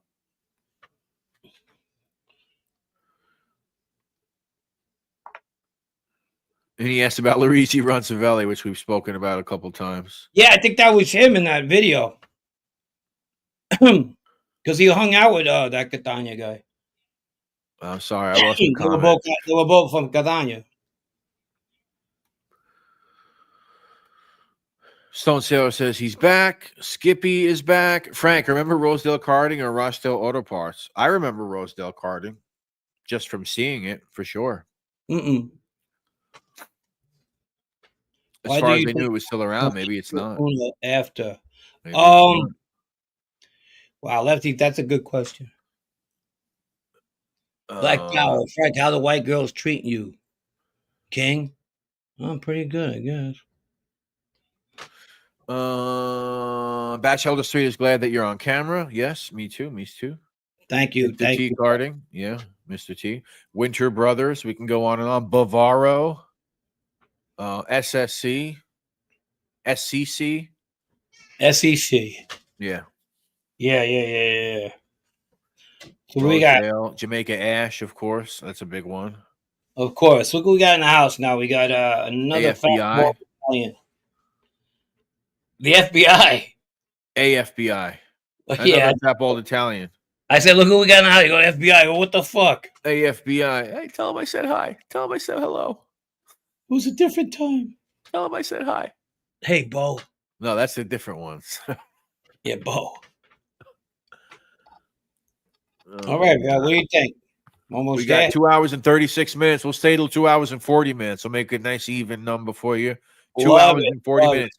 This is our longest live stream thus far, and we've pretty much kept at least 150 people in this chat for a while now. So we really appreciate that. Hey, maybe we're doing something good. Appreciate it. Let me give another thanks to all of the generous people out there, as my friend Manny would say, in the so-called world.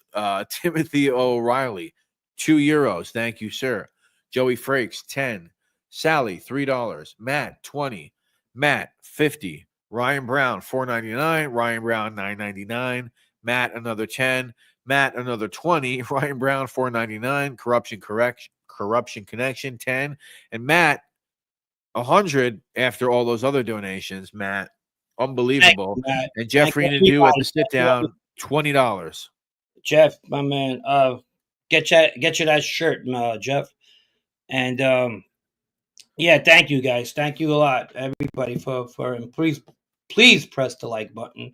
And we'll be seeing you again on Wednesday. We're gonna go live again on Wednesday. Is that correct? This is correct. Dom Cicali said Bruno survived a hit attempt and took a walk around with the head. It was a graze or not. Oh, he got trumped. Is that what happened?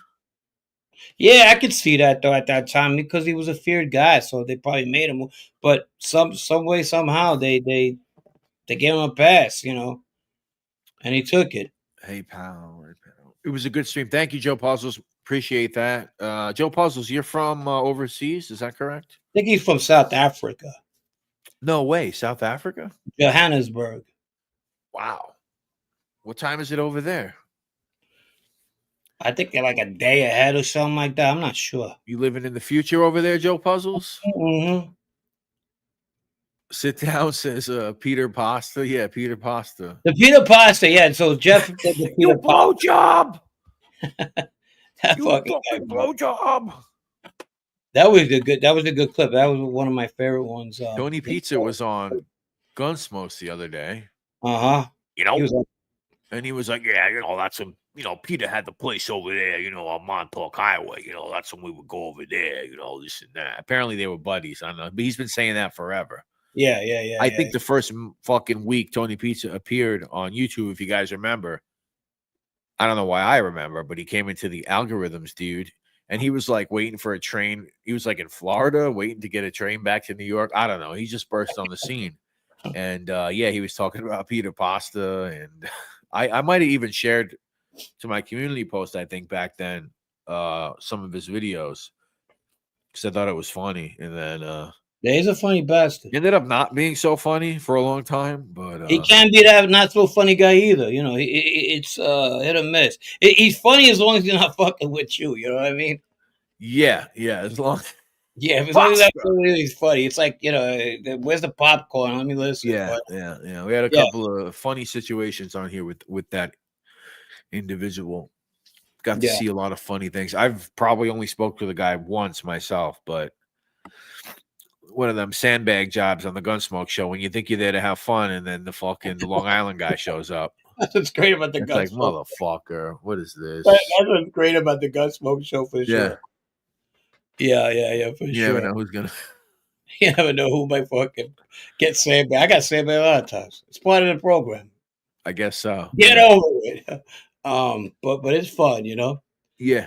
A lot of legends from Long Island. A lot. We're gonna get them all on one day. See, there's things I can do that, and I can't. What the fuck? This guy keeps motherfucking calling me. God damn it. Roro G, 1999. Thank you so much. Yeah, appreciate that. The best moderator in the game. Thank you, Roro. Thank you, Ro. Thank you. I mean, Roro G said, sorry, you did not say that, Roro G. Somebody else said what I'm about to read. Sorry. Carmine S says Dominic Sicali starting to look like Herman Munster. Something is happening to his face. I think he did a procedure. What did he do? Like a hair plug procedure recently? Did he do something? Side Squirrelo, Hair Club for Men or something. What was that guy's name? For Men Only? Did he go see Martin Krugman? Yeah. Hey, you guys check out the Martin Krugman video on NYC Crime Spot too while you're at it. Thank you.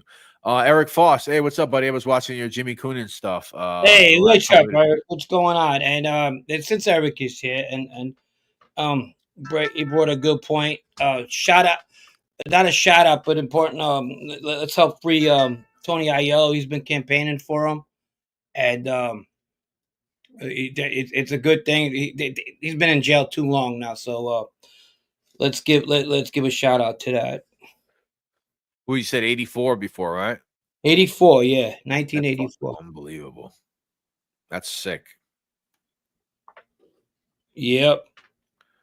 Yeah, that's pretty sickening. I know we brought up Henry before Borelli. I think Borelli's the same amount of time, actually. I think 84.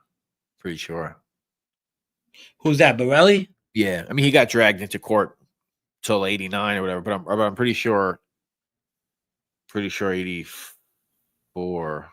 I'm sorry. I know this is unprofessional, but this is actually like 81. Actually, I'm sorry. But who cares? Knows that I'm fucking on this. No, that's cool. Don't worry about it. He says if he wouldn't have went on the run, he would have had a long time ago. Really, I didn't know. So I remember when he went on the lam. His dad lived on my block, 2 houses away, not like 2 blocks, but 2 houses.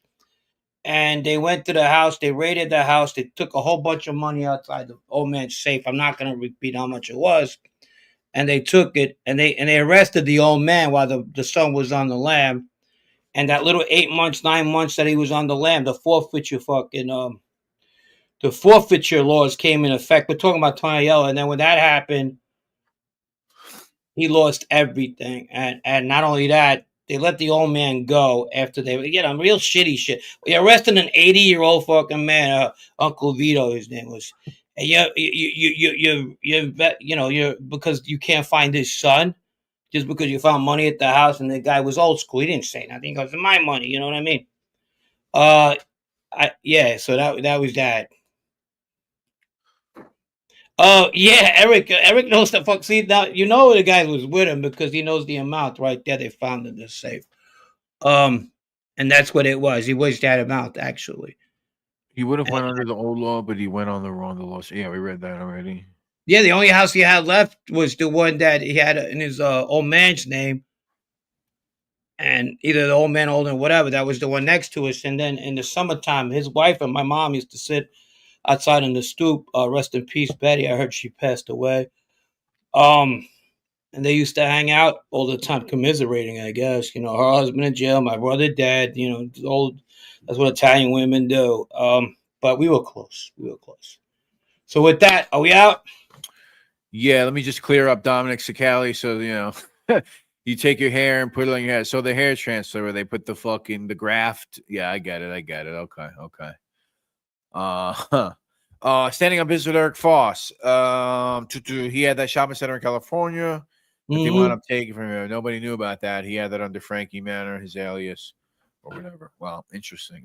Yeah, keep making those videos, Eric. I like those videos that you were doing about Coonan, and you know what it is. You did say something that maybe I don't agree with you, Eric. That Coonan won't get the numbers ticking or whatever. Maybe your channel was new, but I think Coonan does have a name. I think people do want to see Westies and Coonan content. I mean, at least maybe I'm only speaking for myself, but I think there is a way to get views off those names of those people.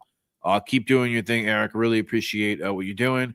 Thank you to everybody tonight. Frank, I think Frank's got to get going. He's holding in a piss for the past 2 hours. That's not. He texted me. He said, you put my phone I have to pee so bad. No, I'm kidding. No, I said when I did a positive video about Coonan, I would not get the same. Yeah, that makes sense. But if you got any more, I would love to hear it. At least I would. I'd love to hear about those guys. I find them oddly strange, like you mentioned, very strange, bizarre what they did, but also very fascinating, criminally fascinating in that life.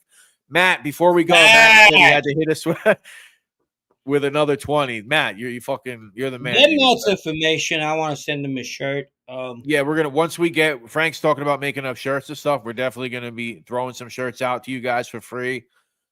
Matt's definitely getting a shirt. I hope you could fit into an extra small. That's all we can afford. But just kidding.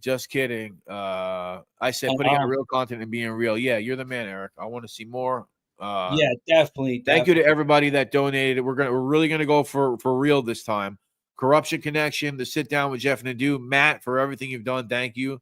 Roro G, Ryan Brown, Sally, Joey Frakes, Timothy O'Reilly. I think that's everybody. If I forgot you, I didn't do it on purpose. Love you guys. This was a very great live stream. This is the longest we've done so far. Thank you so much, people. If you're watching this after, please leave a comment. Thank you, Michael Mormile. Thank you, Roro G. Everybody, have a great night. Take it easy, man.